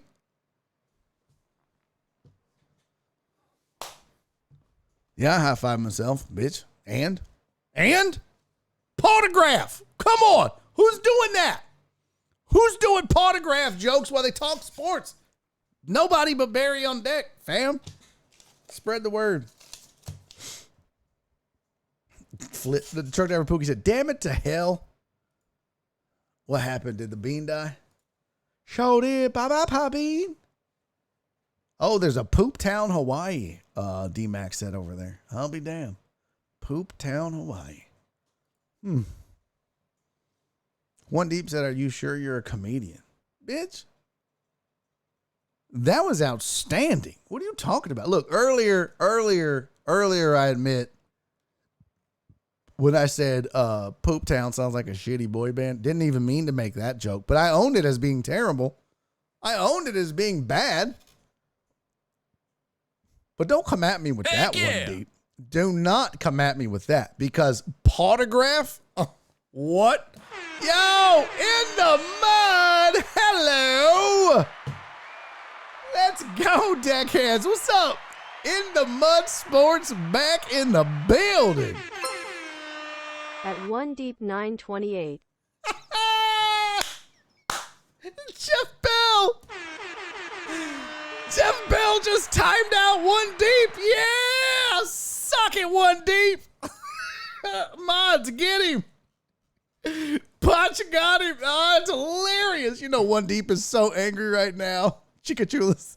Thank you, C. You get it. You get it, Chikachula. You get it. Donna, thank you, sweetie, for the shout out for In the Mud Sports. Guys, you got to go hang out with In the Mud Sports, man. They have so much fun over there. They play darts, they drink, they talk mess. It's a lot of fun. A lot of the deck heads enjoy it. I used to raid them all the time, but with the new schedule, I don't get a chance to go raid them as much anymore. They're usually done by the time I'm done at 5 o'clock Houston time. So that sucks for sure. What's up, man? How are you, buddy? You know what? I need to get you on the show one day. Can we set this up? We need to have you as a guest on the show one day. We need to make this happen. I want to interview you. I want to talk to you, not just like through chat, right? Because when I would raid your show, like I said, I'm sorry, I can't raid anymore. We don't get done until 5 Houston time. But yeah, I want to be able to like have an actual face-to-face, well, virtual face-to-virtual-face conversation. So we need to make this happen In the Mud. I want to know the history of your channel, how it got started, all that, because I think it's dope. A lot of the deckheads love it. Fly me out. No. All right, let's calm down. Let's, listen, here at Barry on Deck, we make ones of dollars. We don't have fly me out money. All right, let's pump the brakes a little bit there, Euro. Let's pump the brakes there. Let's not get all outside of ourselves, okay? But we need to set it up, man. We need to do an interview sometime in November. We got to make it happen and talk about the show and talk about your channel and all that. So we gotta make it happen. If not for anything other than the deckheads that absolutely love your show and your channel and what you guys do. So we'll make that happen for sure. See, even Donna said, heck yes.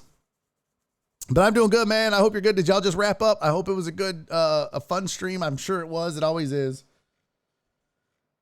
And you know what sucks is that when I would finish at 4, there was usually a few more options as far as raids go. I could raid In the Mud. I could raid Forensic Tilts. There's a few other Twitch sports alum that would be somewhat sports adjacent at least, right? Like I don't want to raid somebody playing a wrestling game. Like this is a sports talk show. I want to send sports talk fans to sports talk type of shows, or I don't know. Maybe that's an assumption on my part that I shouldn't make, but it just was like, man, it was so much nicer when I could raid In the Mud or whoever. You're on YT, or else you would have rated. Dope. No. I get it. Are you liking YouTube more? Well, you know what? Save it for the interview. We'll discuss all in the interview. We'll get all that. You got to up the chatter timeout to 2 to allow for returning the favor. No, that's not how it works, Total Dallas. Save up your points. Fire off your timeout first. That's just how it goes, pimp. One a day. George Pookie said 1 deep. Say hi to the poop party lady for me. That's hilarious. So you just showed up In the Mud right when somebody got timed out. We use our channel. You can use your channel points to time people out. And I just made the most amazing joke in the world when I said that my cats don't ask for my autograph. They ask for my potograph. Okay. Nailed it. I just did it again. And, was it worth doing it again just for you? Probably not, but it felt good. So I don't give a shit. Whatever. It's my show. Do what I want. Hey, Hey, what's up, Joe Pro? Good to see you, buddy. I mean, that's definitely not Joe Pro who is here. Definitely not Joe Pro. You shut up, Potch. Flat room. Suck it. Definitely not Joe Pro said, I fired 3 morons this morning. They didn't get the opportunity to fire me back. Yeah, exactly. Damn, Joe Pro's mean boss. Joe Pro's a dick. Hey, you like working for Joe Pro? Not at all. Okay, Jared, I get it. All right. I don't need all the flat room.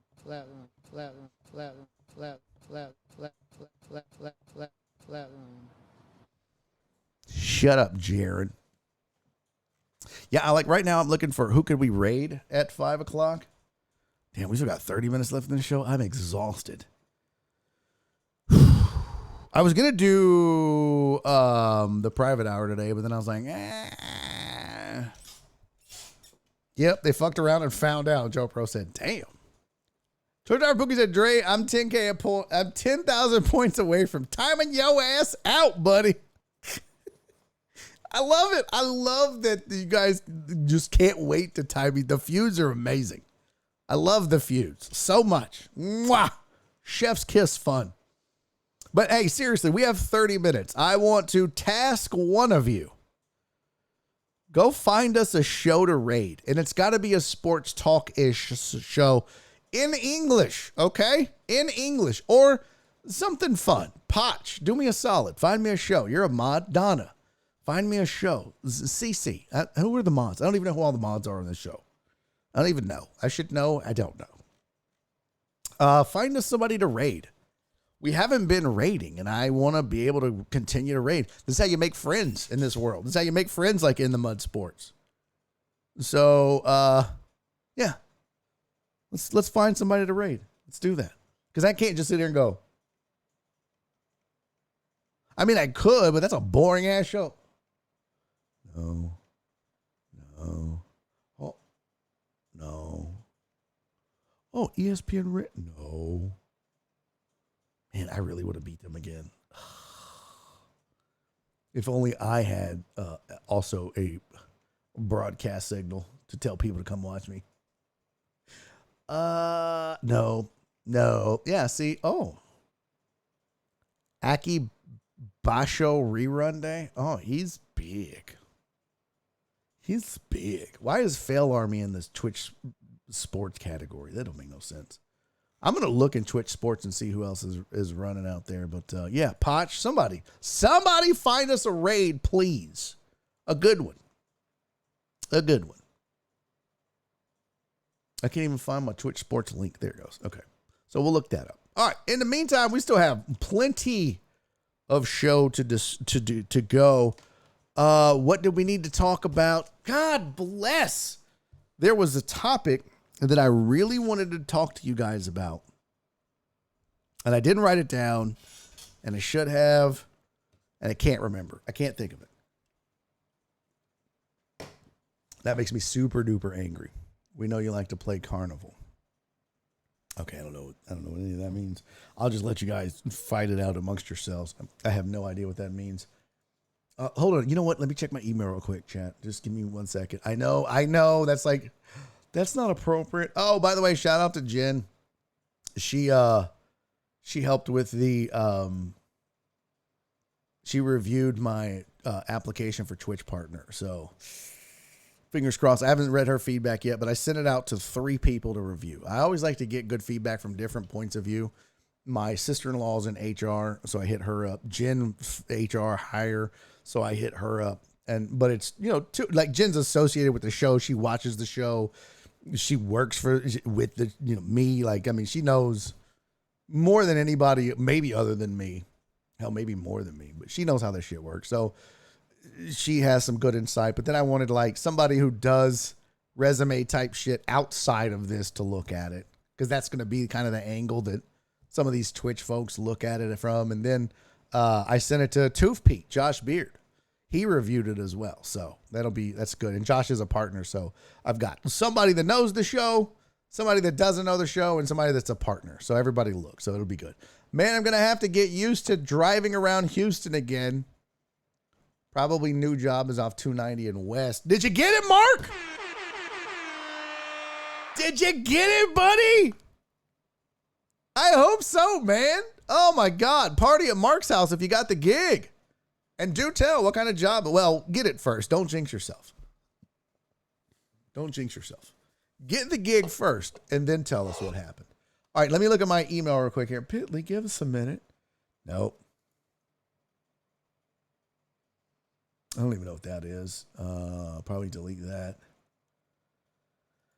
Oh, dang it to heck. I did see this, the Athletic Daily. They sent me a email daily thing.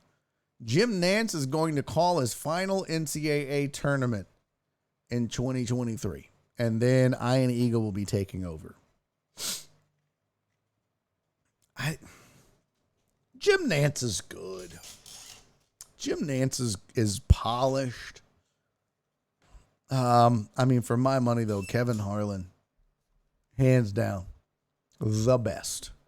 And then I'll say this, Gus Johnson is a good second for me. I think Gus Johnson is good at what he does. I think Mike Tirico is good at play-by-play. But I think as far as getting you excited, keeping you excited, making it fun, all of that, there's nobody better than Kevin Harlan for me. And then there was a dude, the hockey guy. He wears glasses. Ron. What's the hockey announcer? Man, you watch hockey, you watch his calls on the game. Really good. Nance is perfect for golf. Yeah, I would definitely agree with that, Joe. Not Don Cherry, Mark. Nope. Not Don Cherry. Not Ron Burgundy. Just stop making up names.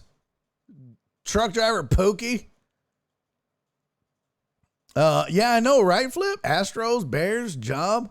Who is this? Hockey. Let's see. Best hockey announcers, eh?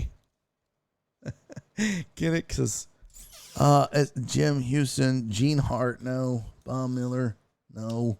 Randy Hahn, no. Rick Generate, no. He was, I don't know any of these names. Ralph Strangus, Randy Hahn, Paul Ramanuk. Show me pictures, fools. I need pictures of these hoes. Gary Thorne. That was it.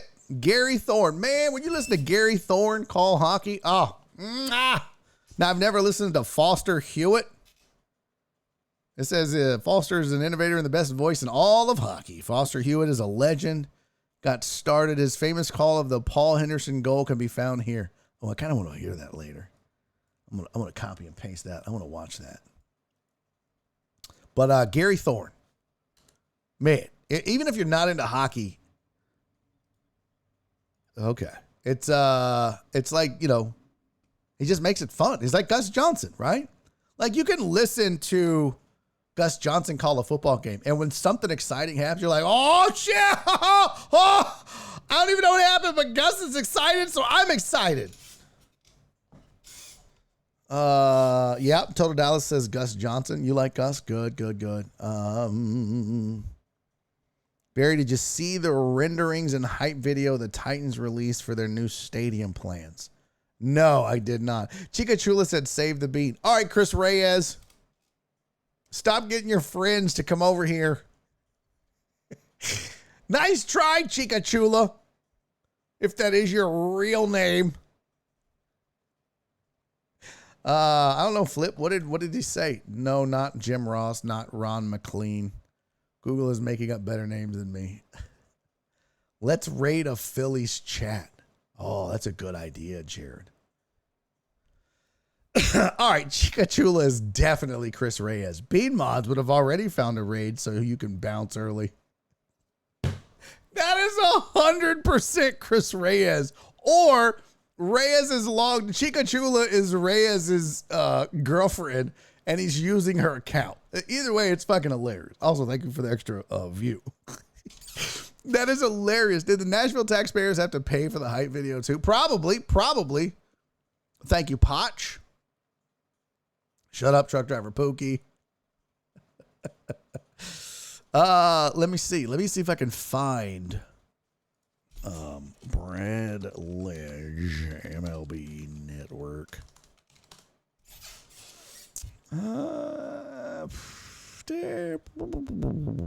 Yeah, I'm not seeing it. I'm not seeing it. If you got a link, great. Post it.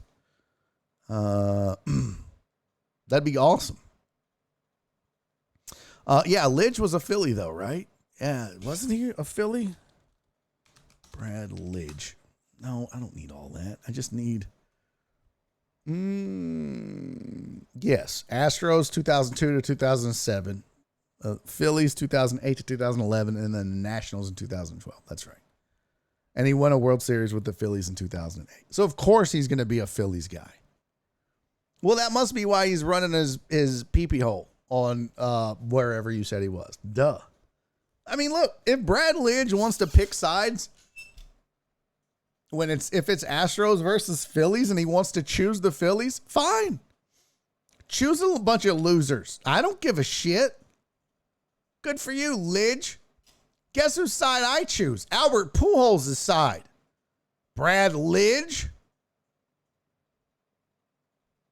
Dirty ass Brad Lidge. Brad Lidge probably started the trash can thing. I'll be honest with you. I think Brad Lidge is the mastermind behind the whole trash can banging scheme operation device thing. 100%. In fact, I'll be the first. You heard it here first. Breaking news, everybody.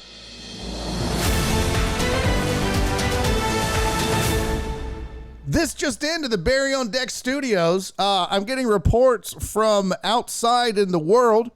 Brad Lidge hates puppies and thinks nuns are stupid and thinks your mom's a whore. Whoa. What? Yeah. And once ran for the mayor of Poop Town. I'll be damned. Who knew? I don't know. If Brad Lidge is talking shit about the Astros, he can just suck it. Okay? You don't go to the Phillies in 2008 to win a World Series and act like you were a huge part of that. He was a huge part of that. But still, you don't. I don't know. I'm team Albert Pujols now. I don't give a shit. I'm glad they stole the soul. I used to like Brad Lidge. Used to. Billy Wagner. Greater than Lidge. Does that look like greater than to you guys or less than? I should have done this. Greater than. Brad Lidge? No, less than. Give me Octavio Dotel over Brad Lidge. I don't even think that's his real name. Bradley Thomas Lidge. Nickname Lights Out. Yeah, because that's what happened when Pujols hit that home run. It knocked all the bulbs out of the fucking lights in the stadium. That's how he got the nickname. Fun fact, by the way. Fun fact. That's how Brad Lidge got the nickname Lights Out when he gave up that monster. I don't think it's landed yet. In fact, that ball has now crashed 3 separate airplanes. It's just sitting up there in a low wind orbit. It busted out all the lights. It has crashed 3 planes and ruined 1 career. Well, 1 psyche. Man, fuck Brad Lidge. I'll say it. I don't care. As a staff record label and as a crew. Talking shit about the Astros. But what'd he say, though? Let me just find out what he said first, though. Brad Lidge vabs. Yes, he does. He does, CC. Yeah, Brad Lidge. Yeah, he vabs. 100%. Flip said, was that bullpen better than now? What? Lidge, Dotel, and Wagner? Yes. 7, 8, 9? Come on, fam. Come on. There's no way. I don't know that there's been a better 7, 8, 9 in the history of the team. Lidge, Dotel, and Wagner was ridiculous. And think about it. All 3 of them went on to be the closer. When Wagner moved on, it was Lidge. When Lidge moved on, it was Dotel. And they were all super effective. Yes, they were better than the current 7, 8, 9 guys. Brad Lidge's mom puts raisins in her potato salad. Oh, 100%. Yeah, it's the Philly way. Shut up, Brad Lidge. It's pretty sick right now. What if we win? I don't know what that means. That ball is currently passing Uranus on its way out of the solar system. Okay.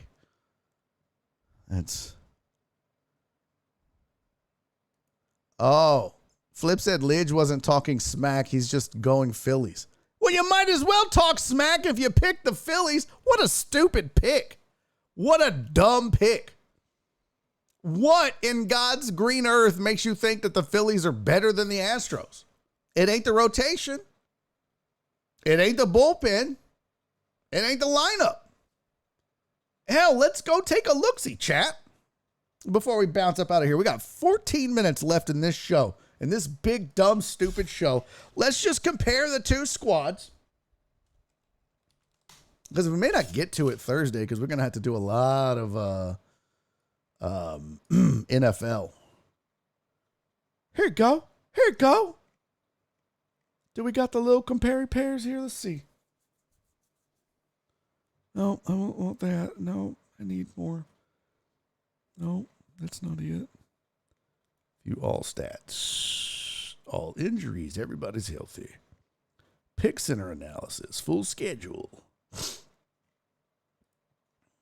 Let's do it as a team. Regular season. We're going to open that. We'll open that. Okay. Let's just take a look-see here. Let's just see. Because I said today, and this was the first time I had made it public. 790, here he comes. What you talking about?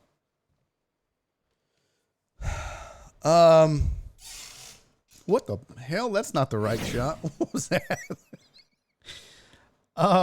This is what I wanted. That was super weird. Jeez. Hello. Here's your regular season. No, we want postseason for this, though. Toldal says, shows off the rails. Why do dogs sneeze when they lay on their backs? That's the stupidest thing I've ever heard. Wind it up. Now, see, some of these numbers can be skewed because the Phillies played more. Right? I mean, they had, then they played, they played 2 games against St. Louis, 4 games against Atlanta, and it took them 5 games to beat the sorry-ass San Diego Padres. So they've already played. So you can't really compare postseason stats to postseason stats, especially when the Astros are just out here sweeping everybody, which is what I also think is ridiculous. The 2 best teams in baseball that were left were both in the AL, playing on the ALCS, the Yankees and the Astros. You're not going to convince me that the Phillies were one of the 2 best teams in baseball. It's just not going to happen. I don't think the Dodgers were one of the 4 best teams left either, but whatever.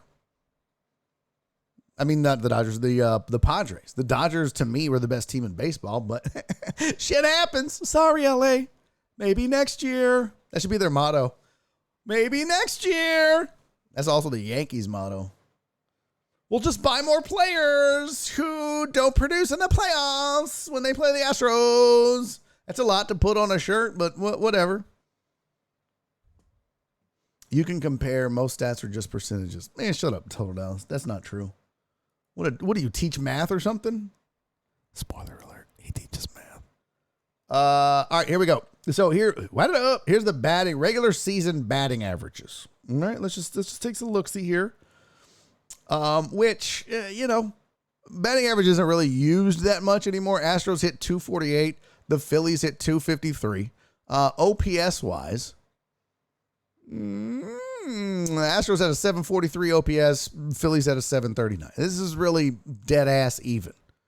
But if we take a look at power numbers, Astros had 214 home runs. Phillies had 205. Of course, Kyle Schwarber was most of those, I feel like.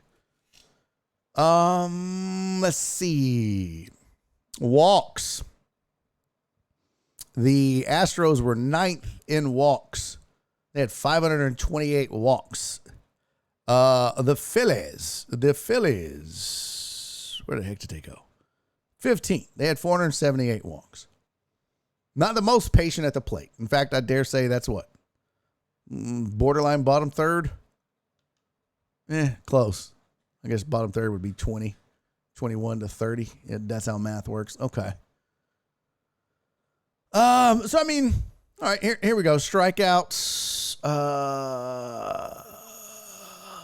Phillies don't strike out a lot. 18, which is good. The lower on this you are, the better. Well, we'll flip it. Let's just do this. Let's see. Here we go. Yeah. Astros were second in having the least amount of strikeouts. Cleveland was first. Good for them, for a young team too. I don't know if you know this, but the Cleveland Guardians were the youngest team in baseball. They only said it 80,000 times in the playoffs. But Phillies were okay. 16, middle of the road. Stolen bases, not that don't really mean a whole lot. Philly stole 105. The Astros stole 83, but they don't give a shit about that. So, I mean, yeah, these two teams fairly even, fairly similar.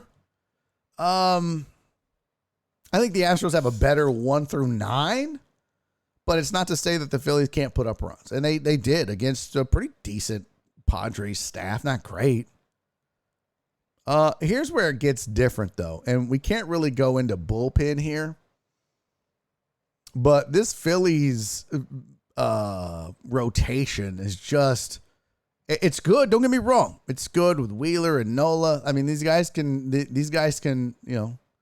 can pitch. They're not going to be nearly as good as the Astros rotation. As a team, the Phillies had a 3.97 ERA. Astros had a 2.90.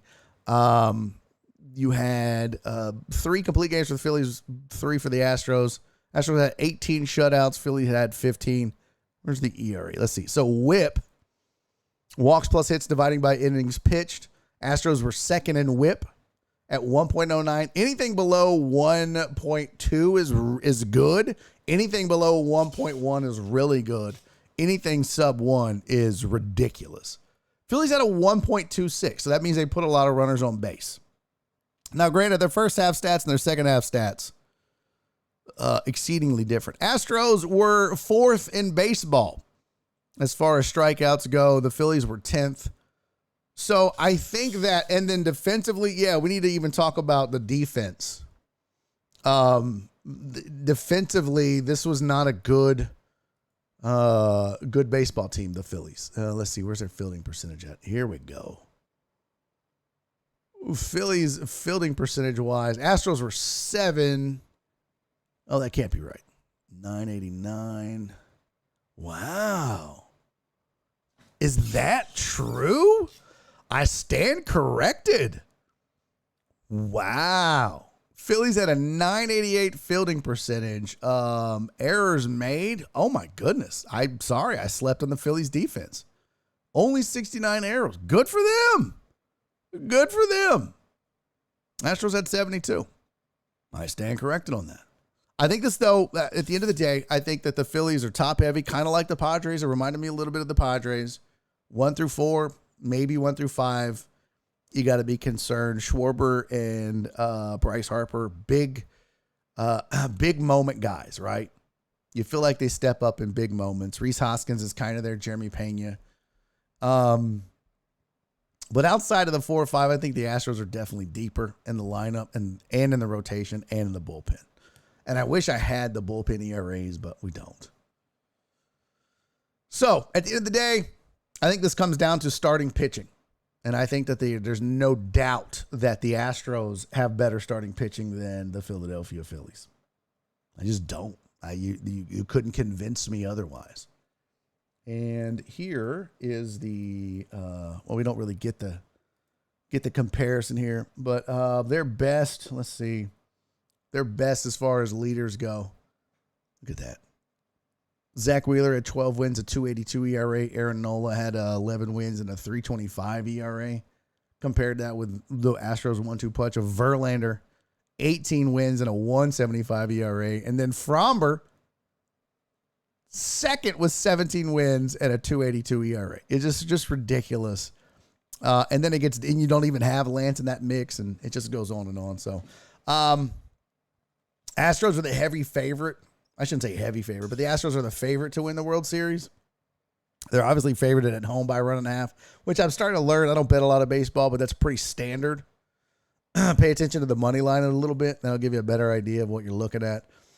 Over under 6.5 is pretty standard too. I've been seeing that a lot. Flip said this Phillies team reminds me of the 05 Astros.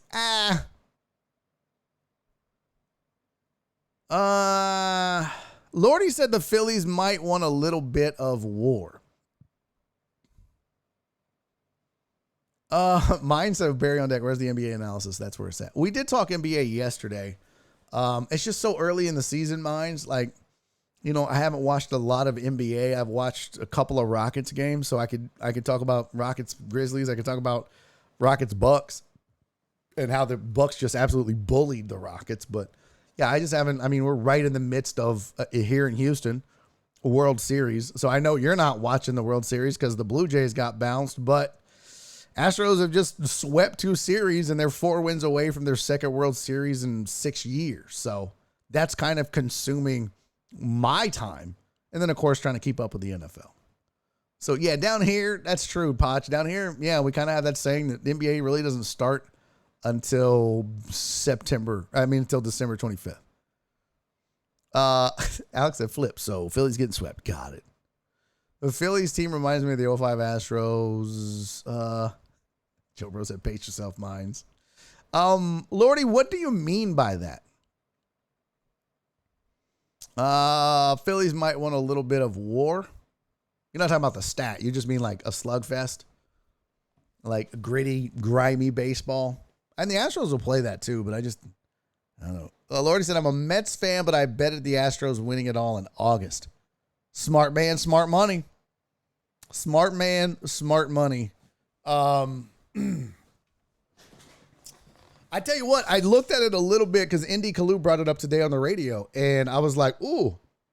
Because he said, does the Phillies scare you as an Astros fan? And I mean, a little bit, because when you have that kind of pop at the top of the lineup, it always seems like in the playoffs, in baseball, the biggest names come up at the biggest moments. For example, last night or last game for the Astros, you had Aaron Judge at the plate. You had Aaron Judge at the plate with a chance. All he had to do was hit a home run and tie it. I mean, if Bader gets on, he could have won it. I mean, you had the top of the lineup with the last 2 outs in the series to avoid a sweep. You had 1 and 2 coming to the plate. It always seems to happen that way in the postseason in baseball, which is why I always preach to you guys, you got to get all 27 outs, and that ain't easy, especially once you get to the World Series. It ain't easy in the wild card. It's even harder in the divisional. It's damn difficult in the league championship series, and when you get to the World Series, good luck. So it won't surprise me if Harper or Schwarber or Hoskins is always at the plate in a big moment for that team. But when you look at the flip side, always seems like Jordan's up, or Altuve, or Bregman, right? Or Pena. So it goes both ways, but I think the difference is I don't think teams really want to face the Astros starters to begin with. And Lance McCullers had the worst outing, and they won that game. But at the same time, you really don't want to get into that bullpen. The perfect formula, even in a bad win, if there is such a thing, was exactly what happened in Game 4 against the Yankees. McCullers gets you through 5, tied up. Now you got to deal with that bullpen for the rest of the game. Good luck. You better outscore this team, and that's going to be difficult because they are so deep with a ton of really good options with Hunter Brown. And yeah, I mean, you could roll Urquidy out there if you needed to, but Christian Javier could come out of the pen. What? I mean, you saw Luis Garcia come out and pitch 5 innings in that 18-inning game against the Mariners. Who's doing that? Who else could do that? Not a lot of teams, fam. Not a lot of teams. And I'm not saying that just because I'm a homer and just because I'm an Astros fan. That's facts. Them's is the facts. That rotation is so deep. It reminds me of the 2017 Astros. When you had Brad Peacock and Colin McHugh that you scuttlebutted to the bully because you didn't need them, because your rotation was so deep. It's crazy. And that's kind of where we're at now, is that they are so deep in the rotation, it has made the bullpen even deeper than it already was. So it's going to be interesting. It's going to be a fun series, I think. Lordy said it's fascinating that you guys swept the Yankees and Altuve didn't do anything and Alvarez was chilling. And it's kind of been like that, Lordy, this entire time with this team. When Altuve was hot, some other cats struggled. Bregman, didn't find his stroke until the end of the season. Jordan started off like a household, maybe MVP candidate, got hurt. Took a while for him to find it again. Pena had spurts where it looked like he might win Rookie of the Year. Then obviously Julio Rodriguez took off in Seattle and he got injured. Then you have guys like Chas McCormick, which are stepping up. It's just crazy. But the fact that Altuve went 2 for 4 and it wasn't great, but he kind of got some of his mojo back. And I think that's going to be huge. I'll say this, and then we're going to bounce. I'll say this about the World Series and about this matchup. Altuve cannot go 2 for 20 again.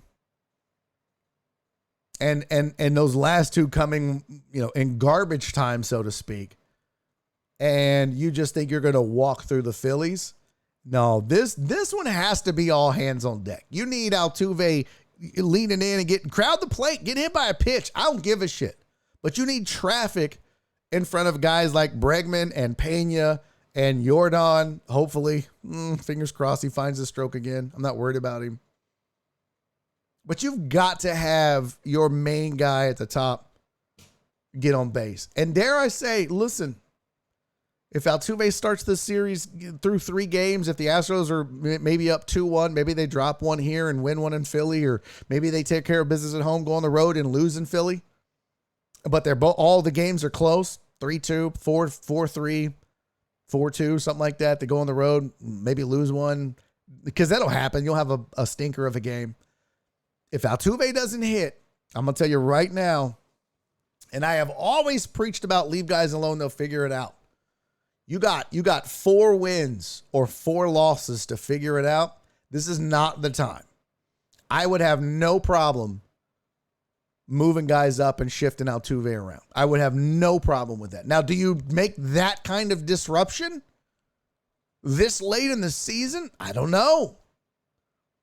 I preached it all year. I wouldn't mind not one single bit if Kyle Tucker was the leadoff guy for this team. I've preached it all year. No one listens to me. Everyone says it's a stupid idea. But he's got all the tools of a George Springer, the speed, the power, the ability to get on base, the eye. So if Altuve falters going into game 4 and the Astros are up 2-1 or down 2-1, I think you got to do something. You got to shake it up. You just can't.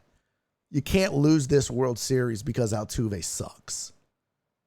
Just can't. Don't at me, hoes. All right, I'm going to go make some jambalaya for me and my wife, me and Mariah. Go back like babies and pacifiers. Old dirt dog, no liar. I don't know where that came from. That was weird. Hey, man, thanks for hanging out with me, folks. I love you and I appreciate you. Get your raid. Let's go. Who we raid? Hey, Lordy, I appreciate you hanging out, pimp. Flip, thank you, homie. Behan and Raid Von Miller. Is he on? No, we're raiding who Potch got. Better Network. Let's go. That's who we're raiding. We are raiding the Better Network. Thank you, Alex. Thank you, Dimana and Joel. I appreciate you all. Yuli. Uriel Villanueva. I like calling you Yuli. I'm sorry. Appreciate you, homie. Hi, Dimana. All right, let's raid. Hey, Jared. Thank you for the 100 bits, buddy.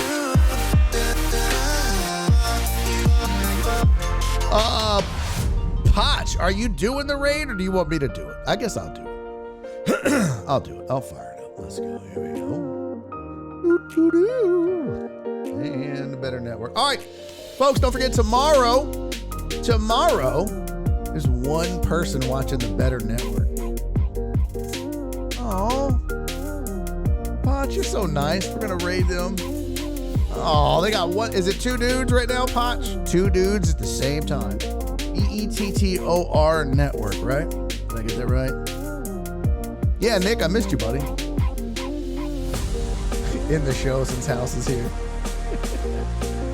Peace, Perry. Hey, don't forget tomorrow, I'm on the porch, hanging out with Trey, smoking cigars, drinking whiskey, talking shit, having a good time. Tune in. Some sports, probably not a lot.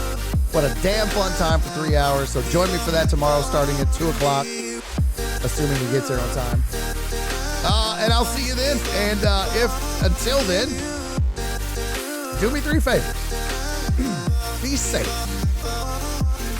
Be kind. And most important, love each other. I'll see y'all later. Potch, is this right? They got one person watching? Is that what we're doing? Okay. We're doing it. Let's go. Here we go. All right. Enjoy the raid, guys. Say hi. Be kind. Be a nice community. Follow. Tell them how great they are. Bye. It's starting. Yankees lose. Bye, guys. And he's making a YouTube video.